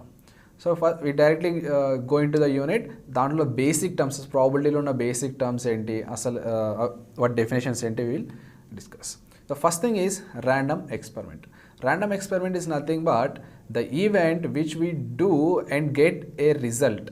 ఏదైనా ఒక ఈవెంట్ మనం చేసి రిజల్ట్ రావడం. సో ఈ హోల్ ప్రాసెస్ని మనం ర్యాండమ్ ఎక్స్పెరిమెంట్ అంటాం. Let us consider an example. So మనం ఎప్పుడైతే ఒక కాయిన్ని టాస్ చేసామో మనకి ఎయిదర్ హెడ్ అన్న రావాలి ఆర్ టెయిల్ అయినా రావాలి. So the whole process, coin toss చేసి హెడ్ కానీ టెయిల్ కానీ రావడాన్ని, ఈ టోటల్ ప్రాసెస్ని ర్యాండమ్ ఎక్స్పెరిమెంట్ అంటాం. The outcome is nothing but the result which you are getting after the random experiment. ఆ ర్యాండమ్ ఎక్స్పెరిమెంట్ చేశాక వచ్చే రిజల్ట్ని మనం అవుట్కమ్ అంటాము. సపోజ్ ఇన్ దిస్ ఈ ఎగ్జాంపుల్ ఏంటి, మనం కాయిన్ టాస్ చేసాము. కాయిన్ టాస్ చేశాక మనకి ఫైనల్గా ఏమొచ్చింది, ఎయిదర్ హెడ్ అన్న వస్తుంది, టెయిల్ అన్న వస్తుంది. లెట్ us కన్సిడర్ మనకి టెయిల్ వచ్చింది అనుకుందాము. So our outcome is tail అనమాట. ఆర్ సపోజ్ హెడ్ వస్తే our outcome is head. Now trial and event. So these are two parts of the random experiment. So random experiment అంటే మనం ఏం discuss చేసాము, ఏదైనా ఒక కాయిన్ టాస్, ఏదైనా ఒక మనం టాస్క్ చేసి దాని రిజల్ట్ రావడం ర్యాండమ్ ఎక్స్పెరిమెంట్ అంటాము. సో ఆ ఈవెంట్ని చేయడాన్ని ట్రయల్ అంటారు. సో ఈ ఎగ్జాంపుల్ ఏంటి, మనం కాయిన్ టాస్ చేస్తున్నాము. సో కాయిన్ టాస్ చేసి హెడ్ ఆర్ టెయిల్ వస్తుంది, that is total random experiment.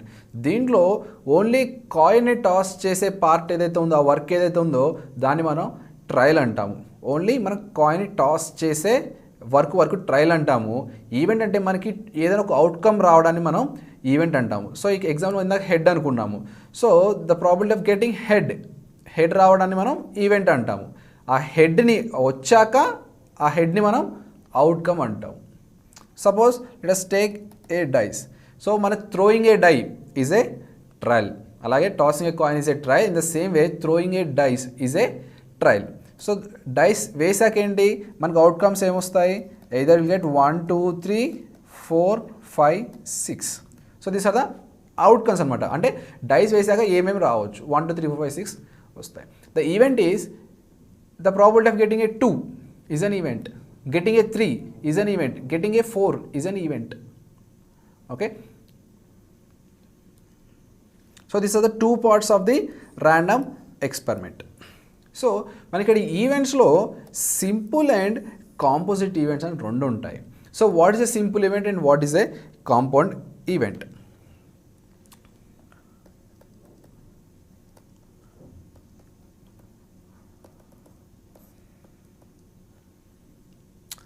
So మనకి ఈవెంట్స్లో టూ ఈవెంట్స్ ఉంటాయండి, simple and composite events. The simple event అంటే ఏంటి? సో ఇందాక మనం డిస్కస్ చేసినట్టు ఎగ్జాంపుల్ 1లో కాయిన్ ఉంది. కాయిన్ మనం టాస్ చేసినప్పుడు whether you'll get a head or a tail. So this a simple event. Composite event కిందకి వస్తే చూడండి. సో 2 డైస్ ఉన్నాయి. 2 డైస్ మనం టాస్ చేస్తున్నాము. What are the probabilities will get? First die మీద 1 2 3 4 5 6 అయ్యే ఛాన్సెస్ ఉన్నాయి. సెకండ్ డైస్ మీద కూడా 1 2 3 4 5 6. దీస్ ఆర్ ద ఛాన్సెస్ అనమాట. ఫస్ట్ డై మీద 1 2 3 4 5 6 వస్తుంది.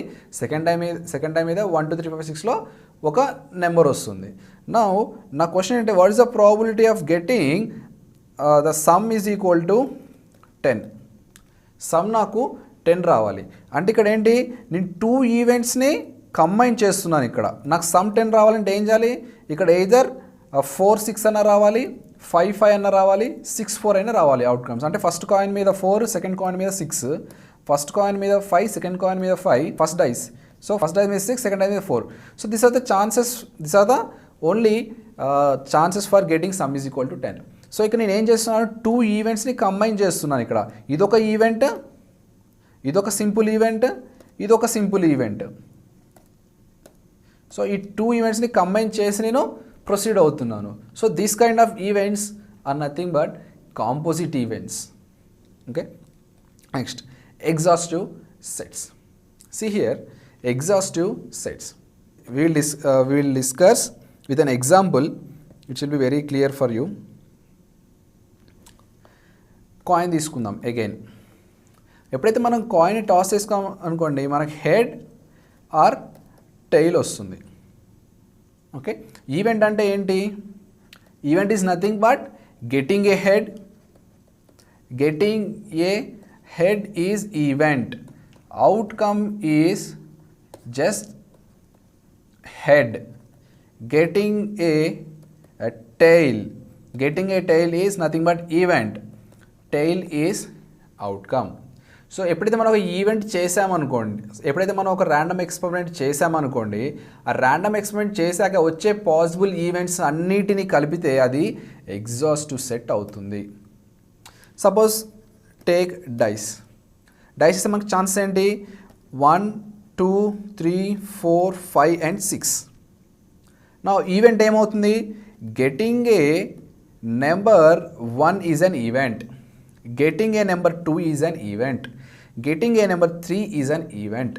In the same way getting a number 4 5 6, getting a number 4 is an event, getting A number 5 is an event, getting A number 6 is an event. కానీ outcomes ఏంటి, outcomes are nothing but 1 2 3 4 5 6, అవి outcomes. So the all possible events when you perform a random experiment, the all possible events are called as exhaustive events. ఈ events అన్నిటిని సెట్లో రాసి పెడితే దాన్ని exhaustive events అంటారు. Sample space. ఇక్కడ మనం ఎగ్జాస్టివ్ సెట్స్ గురించి డిస్కస్ చేసాము. ఎగ్జాస్టివ్ సెట్స్లో మనకి అవుట్కమ్స్ వచ్చాయి. సో ఫస్ట్ ఎగ్జాంపుల్ తీసుకున్నట్టయితే getting a head is an event, getting a tail is an event. ఆ రెండింటికి అయితే ఎగ్జాస్టివ్ సెట్ అవుతుంది. సో ఆ exhaustive సెట్లోని outcomes getting a head, so దాని అవుట్కమ్ ఏంటి హెడ్. గెటింగ్ ఏ టెయిల్, దాని అవుట్కమ్ ఏంటి tail. So these outcomes are nothing but sample space. The all possible outcomes when you perform a random experiment. ఏదైనా ఒక random experiment చేసినప్పుడు వచ్చే possible outcomes అన్నిటిని కలిపితే శాంపుల్ స్పేస్ అవుతుంది. అలాగే వచ్చే పాసిబుల్ ఈవెంట్స్ అన్నిటిని కలిపితే మనకి ఎగ్జాస్టివ్ సెట్ అవుతుంది. Go with the second example. Second example మనం ఏం డిస్కస్ చేసాం, థ్రోయింగ్ ఏ డైస్. మన డైస్ త్రో చేసినప్పుడు 1 2 3 4 5 6 నెంబర్స్లో ఏదైనా ఒక నెంబర్ వస్తుంది. అలాగే getting a 1 is an event, getting a 2 is an event, అలాగే getting 6 is an event. So ఆ ఈవెంట్స్కి అవుట్కమ్స్ ఏంటి 1 2 3 4 5 6 రెస్పెక్టివ్లీ. సో ఈ అవుట్కమ్స్ అన్నిటిని మనం కలిపి ఒక సెట్లో రాస్తే దాన్ని అది శాంపుల్ స్పేస్ అవుతుంది. Okay, all possible outcomes when you perform a random experiment. ఏదైనా ఒక ర్యాండమ్ ఎక్స్పెరిమెంట్ నువ్వు పర్ఫార్మ్ చేసినప్పుడు వచ్చే అన్ని పాసిబుల్ అవుట్కమ్స్ని ఒక సెట్ లాగా రాసుకుంటే అది శాంపుల్ స్పేస్ అవుతుంది. Next favourable events. Favourable events. So favourable events అంటే ఏంటి, మనం ఇదంతా ఒక ఎక్స్పెరిమెంట్ చేస్తున్నాం, ర్యాండమ్ ఎక్స్పెరిమెంట్ చేస్తున్నాం. సపోజ్ నేను ఒక డై రోల్ చేశాను. డై రోల్ చేశాక 1 2 3 4 5 6లో ఏదైనా ఒక నెంబర్ రావచ్చు. కానీ 4 పడితే నేను గెలుస్తాను. నెంబర్ 4 పైన పడితే నేను గెలుస్తాను అనమాట గేమ్ని. So that is my favourable outcome, అంటే నాకు అనుకూలంగా ఉంటుందన్నమాట అవుట్కమ్. సో నాకు అనుకూలంగా ఉండే నెంబర్ ఏంటి 4. సో నాకు 4 రావాలి. So that is my favourable outcome అనమాట. అంటే నీకు ఫేవర్గా ఏవైతే ఈవెంట్స్ ఉన్నాయనుకోండి, అవి those are nothing but your favourable events. అంటే ఏవైతే నీకు కావాలి అనుకుంటున్నావో that kind of events are nothing but the favourable events. Mutually exclusive events. ఇందాక మనం ఎగ్జాస్టివ్ ఈవెంట్స్ గురించి డిస్కస్ చేస్తాం కదా. So see here we have written the exhaustive events. So when you toss a coin, getting a head, getting a tail, so these are the possible events and we have written that possible events in a set. This is nothing but the exhaustive set of events and the respective outcomes మనం మళ్ళీ సెట్లో పెట్టి వాటిని sample space అన్నాం. So ఇక్కడ mutually exclusive events అంటే ఏంటి? Now ఈ ఎగ్జాస్టివ్ ఈవెంట్స్ ఉన్నాయి కదండి, ఈ ఎగ్జాస్టివ్ ఈవెంట్స్లో ఏదైనా ఒక ఈవెంట్ జరిగినప్పుడు, suppose getting a head, getting a tail is an exhaustive sets. దీంట్లో ఇప్పుడు ఏదైనా ఒక event either getting a head or getting a tail జరిగిందనుకోండి, అది జరిగిందనుకోండి, automatically the remaining events in that exhaustive set will not occur. Go with the second example. Exhaustive sets ఏంటి ఇక్కడ? Getting a 1 2 3 4 5 or 6 are exhaustive set of events. So ఈ exhaustive set of ఈవెంట్స్లో ఏదైనా ఒక event జరిగిందనుకోండి, let suppose 3 event జరిగిందనుకోండి, ఈ 3 event జరిగినాక the automatically the remaining possible all the events in the exhaustive set will be all the possible remaining events in the exhaustive sets అనేది జరగవు అనమాట, ఇంకా they will be ruled out. Let's take an example. Coin toss చేశాను, dice roll చేశాను. Dice roll చేశాక మనకు number 3 వచ్చింది. Number 3 వచ్చాక ఇంకేమైనా జరుగుతుందా? దాంట్లో 1 2 4 5 6 వచ్చే ఈవెంట్స్ అన్నింటి క్యాన్సిల్ అయిపోయాయి ఇంకా. So that's what I'm saying here. So all exhaustive set of ఈవెంట్స్లో ఏదైనా ఒక ఈవెంట్ జరిగినప్పుడు ఆటోమేటికల్లీ ద రిమైనింగ్ ఈవెంట్స్ అన్నీ క్యాన్సిల్ అయిపోతాయి. So this kind of events are nothing but mutually exclusive events. అంటే ఒక ఈవెంట్ జరిగినాక ఇంకా రిమైనింగ్ ఈవెంట్స్ జరగడానికి అసలు ఆస్కారం లేదు. So those are called mutually exclusive events. Next, equally likely events. So మనం ఎప్పుడైతే ఒక కాయిన్ టాస్ చేసామనుకోండి, హెడ్ రావడానికి ఛాన్సెస్ ఎంతైతే ఉందో టెయిల్ రావడానికి కూడా అంతే ఛాన్సెస్ ఉంటాయి. So they both are equally likely to occur. అలాగే ఒక డైస్ రోల్ చేసామనుకోండి, డైస్ రోల్ చేసినప్పుడు మనకి ఎయిదర్ 1 2 3 4 5 6 ఈ నెంబర్స్లో ఏదో ఒక నెంబర్ రావాలి. So each and every number రావడానికి ఈక్వల్ ఛాన్సెస్ ఉన్నాయి. 1కి రావడానికి ఎంతైతే ఛాన్స్ ఉందో 2 రావడానికి కూడా అంతే ఛాన్స్ ఉంది. సేమ్ వే 3 రావడానికి కూడా అంతే ఛాన్స్ ఉంది. సేమ్ వే 6 రావడానికి కూడా అంతే ఛాన్స్ ఉంది. So these kind of events are nothing but equally likely events. Next, independent events. So what are independent events? Suppose నేను ఒక కాయిన్ టాస్ చేశాను అండ్ అలాగే ఒక డైస్ రోల్ చేశాను. సో కాయిన్ టాస్ చేస్తే నాకు హెడ్ ఆర్ టెయిల్ రావాలి. అలాగే డైస్ రోల్ చేసినప్పుడు 1 2 3 4 5 6 ఈ నెంబర్ రావాలి. సో ఇక ఏదర్ హెడ్ అయినా వస్తుంది, టెయిల్ అయినా వస్తుంది. దాని ఎఫెక్ట్ డైస్ రోల్ చేసే రిజల్ట్ మీద ఏమన్నా పడుతుందా?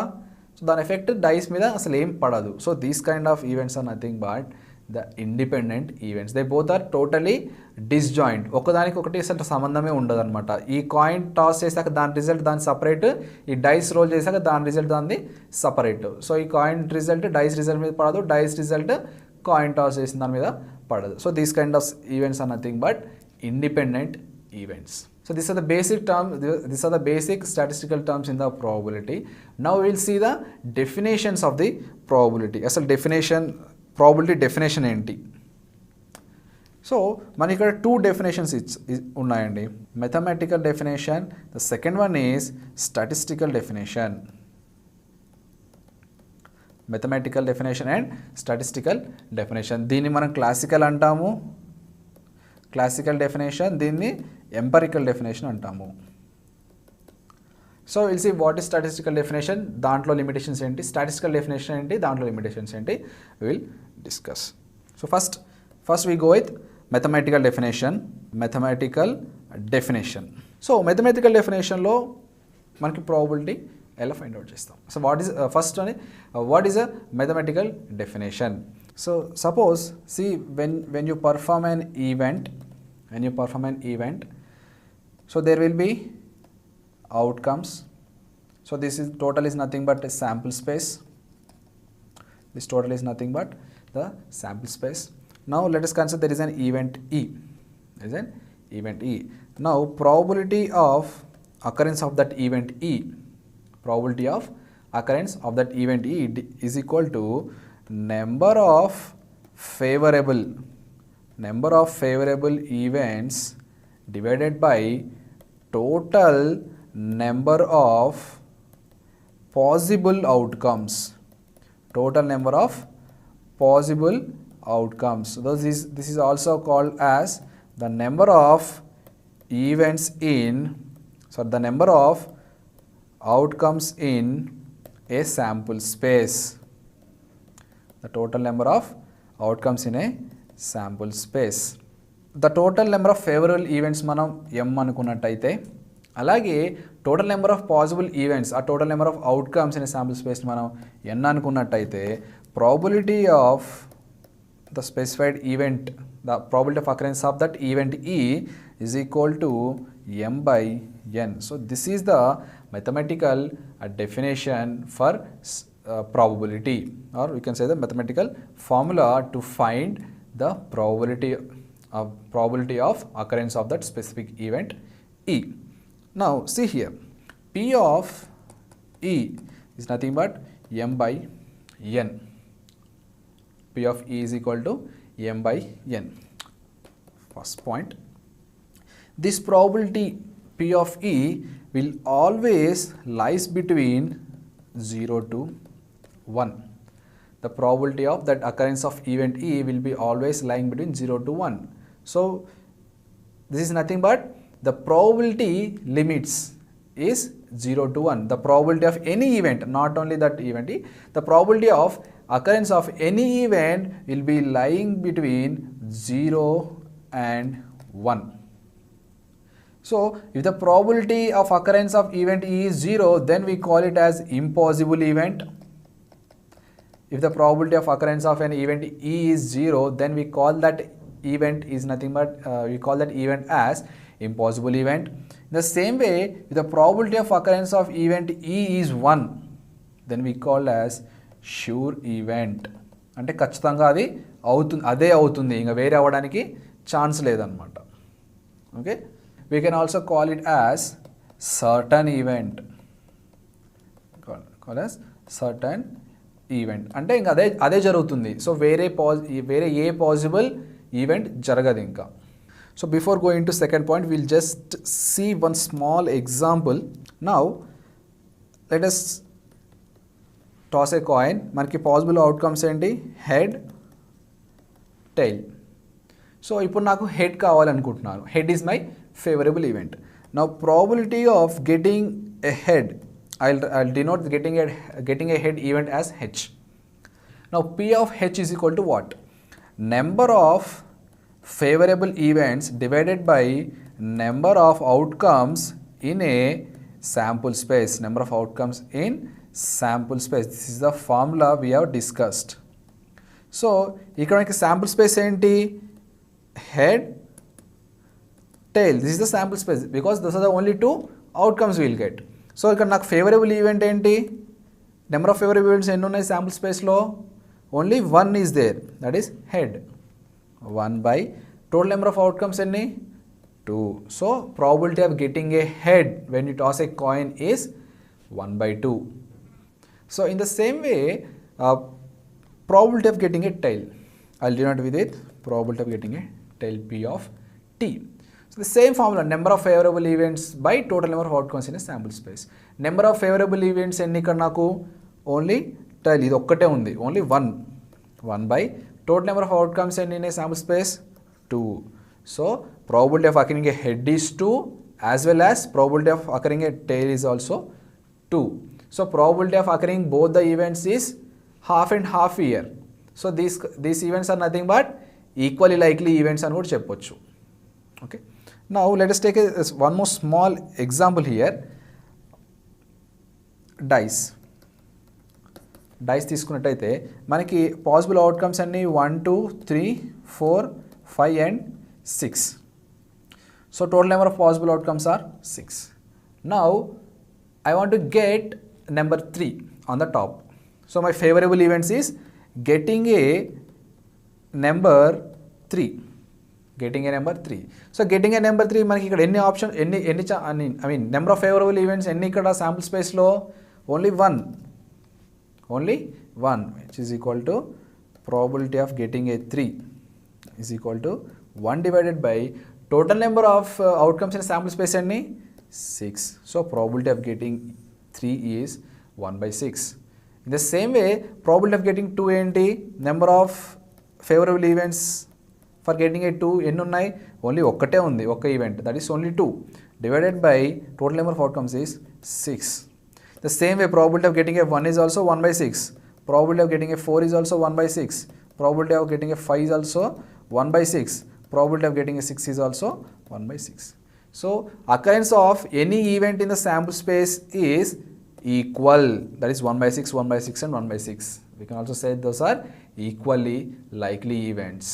Okay, in the next class we will see the few more properties of this mathematical definition, and also we will deal with statistical definition.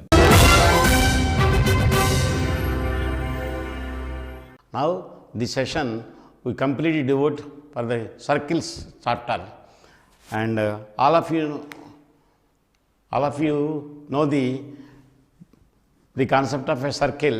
Now here, see, rather than discussing the problem, the theory part, because you are very interested and it is very important on the problems part only. So wherever theory is necessary, we will discuss, but we mainly concentrate on various types of problems on circles. So problem number 1, 2 rods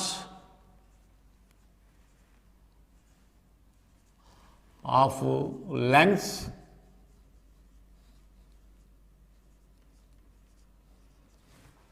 (2A and 2B) slide along x and y axis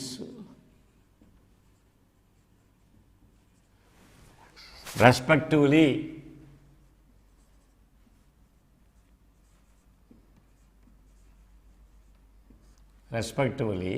Such that their ends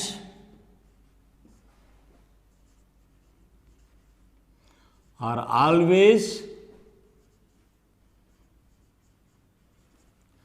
always concyclic. Then the center of the circle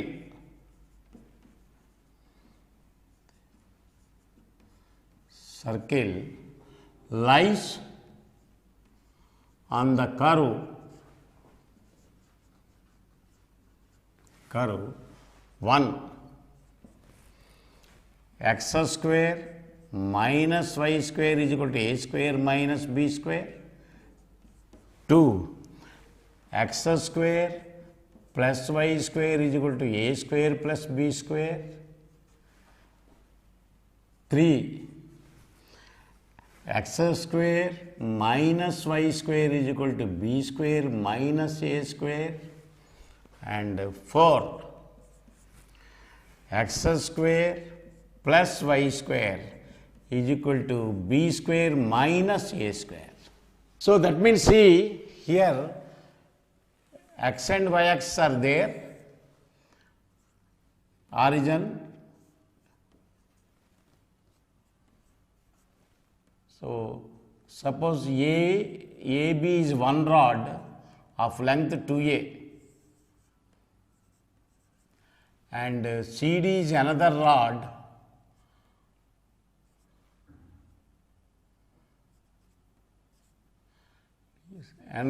of length 2B. These two rods are sliding along the axis with the condition that A, B, C, D are always concyclic. They lie on a circle. Then we want to find the locus of the center of that circle. right. So, let suppose this is PHK be the center of the circle, so that M, and if you draw, suppose this is N. Now you can have that is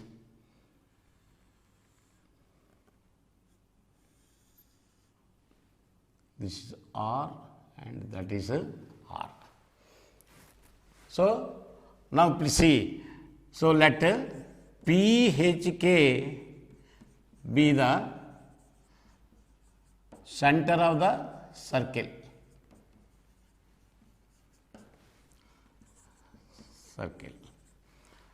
Now draw PM and PN perpendicular to AB and CD respectively.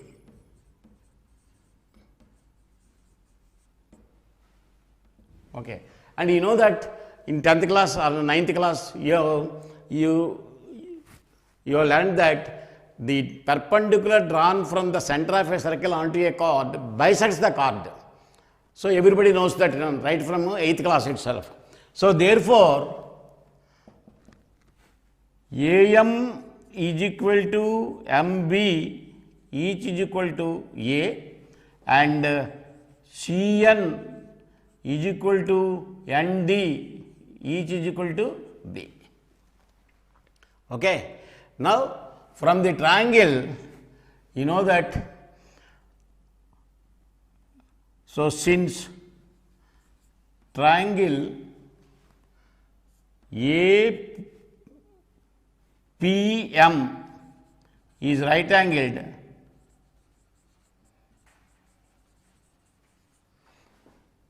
is right angled,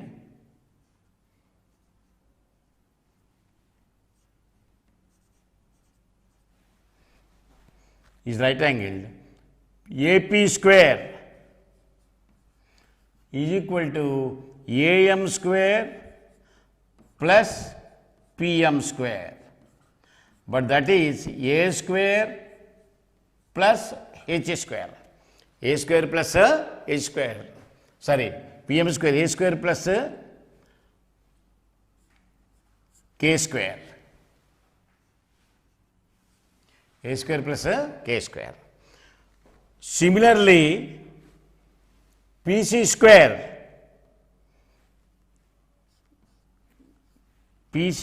is equal to, you are having CN square plus NP square. So this is B square plus H square. Okay, but AP is equal to PC, each is equal to the radius R. So therefore, A square plus K square is equal to B square plus H square, or H square minus K square is equal to A square minus B square. A square minus K square is equal to A square minus B square. So therefore, PHK lies on the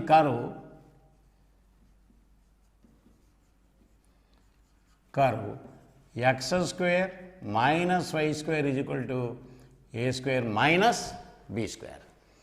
So that is, so the answer is option 1. Answer is option 1 itself. Let's see, problem number 2. The length of the chord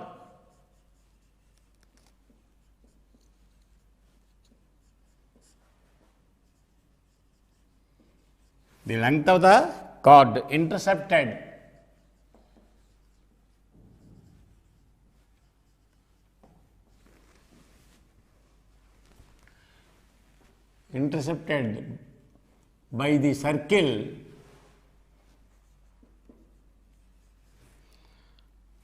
by circle x square plus y square minus 10x minus 20y minus 44 is equal to 0 on the line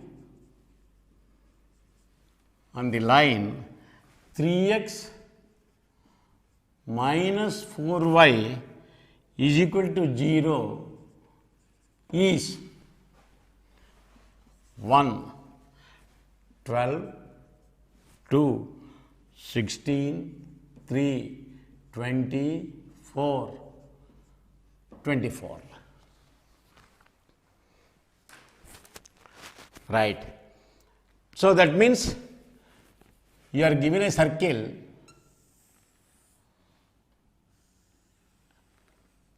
and a line. The line equation is 3x minus 4y is equal to 0. Suppose the line cuts the circle in the 2 points A and B, and you know that the center C of the circle is, and you know that for any circle x square plus y square plus 2gx plus 2fy plus c equal to 0, which is the general equation of circle, the center is minus g comma minus f. So minus g comma minus f means here 5 comma 10, 5 comma 10, and you know that radius is g square plus f square minus c. So here the radius is g square means 5 square plus f square means 100, 100 plus 25 is 125, and minus c means minus of minus 44 plus 44, which is 169. So the radius is 13. The radius is 13. Now you draw perpendicular CM. Now you know that C is equal to 510 and R is equal to 13, or the center and radius of the given circle.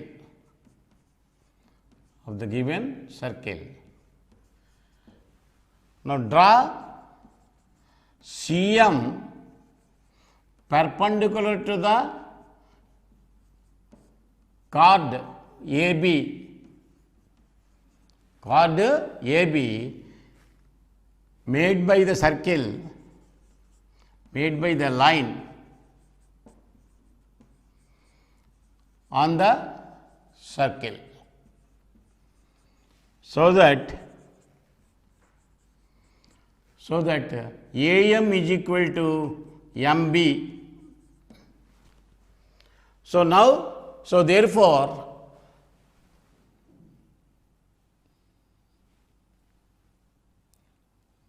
and now you can write that is, now CM is equal to the perpendicular distance formula. Now CM is equal to modulus of 3 into 5 minus 4 into 10 by square root of 3 square plus 4 square. You know the perpendicular distance. The perpendicular distance of a line ax plus by plus c equal to 0 from the point x1 y1 is modulus of ax1 plus by1 plus c by root over a square plus b square. So 3 into 5 minus 4 into 10 by square root of 3 square plus 4 square, which is nothing but, so 15 minus 40, 25, 25 by 5, so which is equal to 5. 40 minus 15 is 25, 25 by 5, which is equal to 5 itself. So now, so therefore, now 13 square, or I will write, now AB is equal to directly twice AM, so that is twice AM is square root of 13 square minus 5 square, 13 square minus 5 square, So, which is equal to twice 12. So, 13 square means 169 minus 25. So, 144, which is equal to 12. So, the answer is option number 4, 2 into 12, which is equal to 24. Generally, some people, they try this same problem in another method by solving the circle equation and the straight line equation. That means, if you write the value of y in terms of x, that means y is equal to 3x by 4 in the circle equation, then you will get a quadratic in x. Solving that one, you get x values, that means which are the x coordinates of a and b, and from that you will get again the y coordinates of a and b. So, you can find the length, but that is somewhat a little bit time taking process. But this is direct geometrical properties. The distance between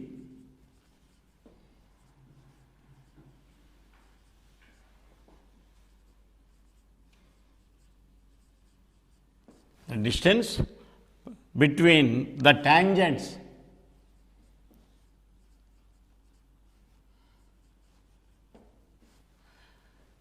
drawn to the circle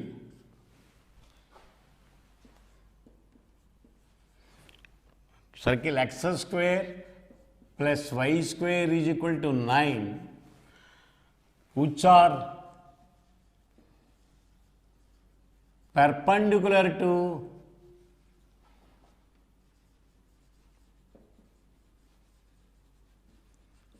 the line 2x plus 3y plus 7 equal to 0 is 1, 3 root 13, 2, 3 root 3, 3, 6 and 4, 6 root 3.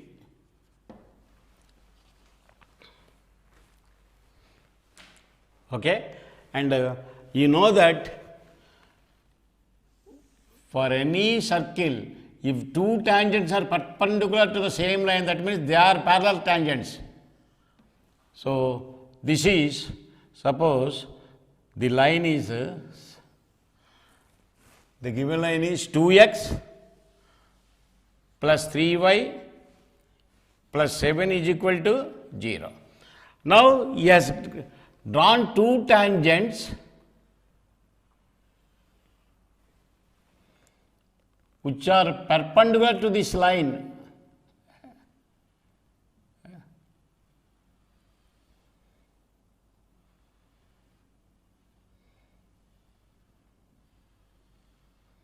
Which are perpendicular to this line, and automatically the very shortcut method is very simple. The required tangents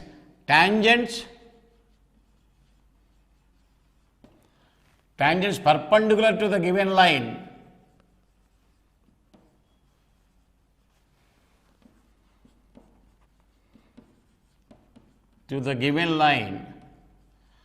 are parallel. Hence, the distance between them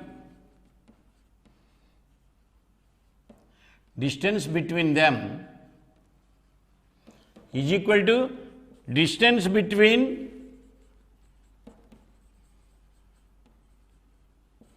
their points of contact.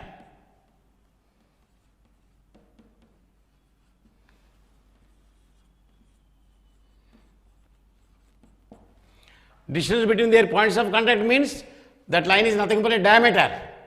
The distance is nothing but a diameter of the circle, because you know that the point of contact, from the point of contact, if you draw the line joining the line to the center, it is perpendicular to the tangent. Their points of contact, which is nothing but, which is the length of the diameter. Length of the diameter of the circle, and which is 6, because since 3 is the radius.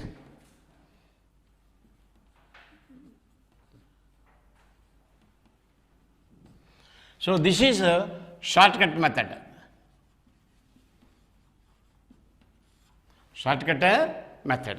Because see, the shortcut methods, for each and every problem there will not be a shortcut method, because if there are shortcut methods, then the entire books will be rewritten. For every problem you can write a shortcut method. But the shortcut methods are available only when you know all the properties thoroughly. You are thorough with the properties of the subject. So here the fundamental property we have usually simply the distance between the points of contact is nothing but the length of the diameter. Now usual procedure is usual method. See, line perpendicular to 2x plus 3y plus 7 equal to 0 is of the form 3x minus 2y plus some c equal to 0, because these two lines are perpendicular to each other. Now this line touches the circle if and only if the distance of the line from the center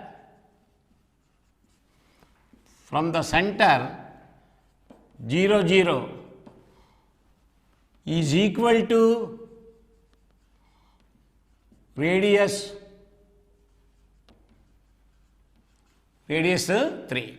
So this is 3x minus 2y,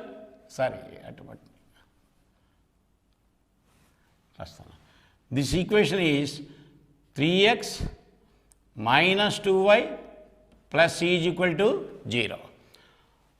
So that means modulus of 3 into 0 minus 2 into 0 plus c by square root of 3 square plus 2 square is equal to radius 3, or that implies c is equal to plus or minus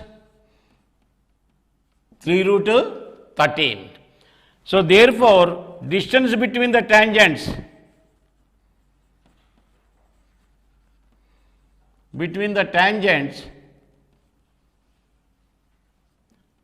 is equal to modulus of d1 minus d2, that is 3 root 3 minus of minus 3 root 13 by root over 3 square plus 2 square. So which is 6 root 13 by root 13, so which is equal to 6, itself. So this is usual, of course this is usual proof, but the previous one is a very shortcut, because if the property of the tangents, parallel tangents to a circle, it gives you the distance between the two tangents is nothing but the diameter of the circle. So using that property you did it. Of course that is a little bit time saving procedure, but this is a strictly usual procedure. This is problem number 4. The locus, the equation of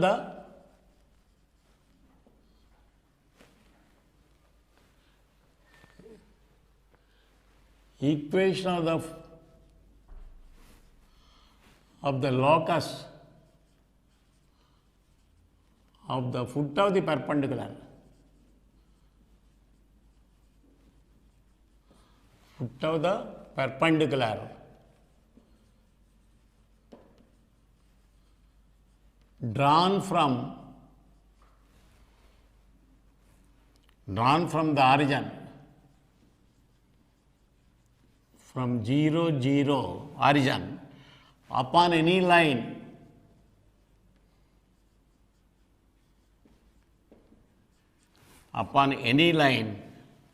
passing through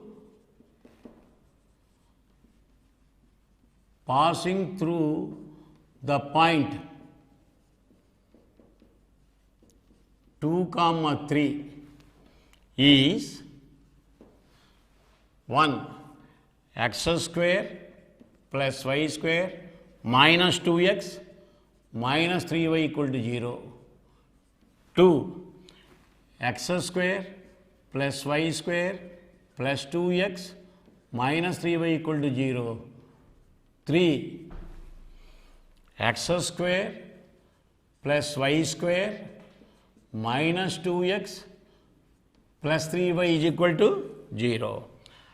And 4 x square plus y square plus 2x plus 3y is equal to 0. Right. Here what he is doing is simply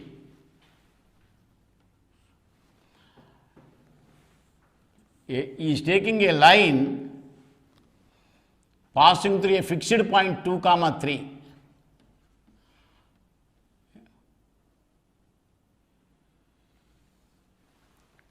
And so many lines you will get passing through these.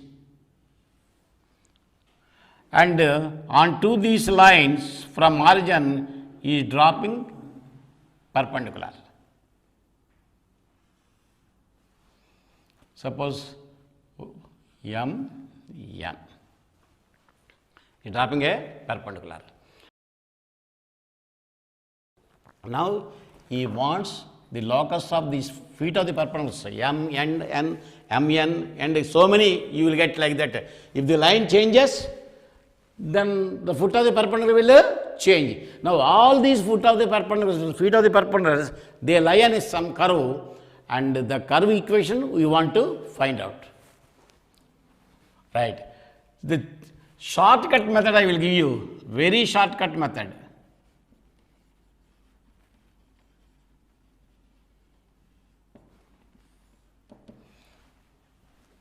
Suppose OM is perpendicular to the line.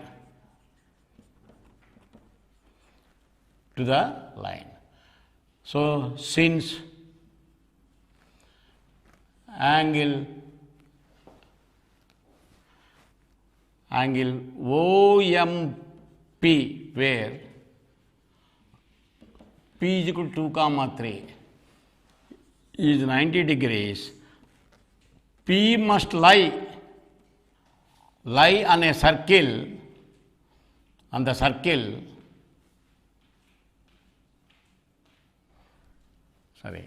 M must lie on the circle, for which OP is a diameter.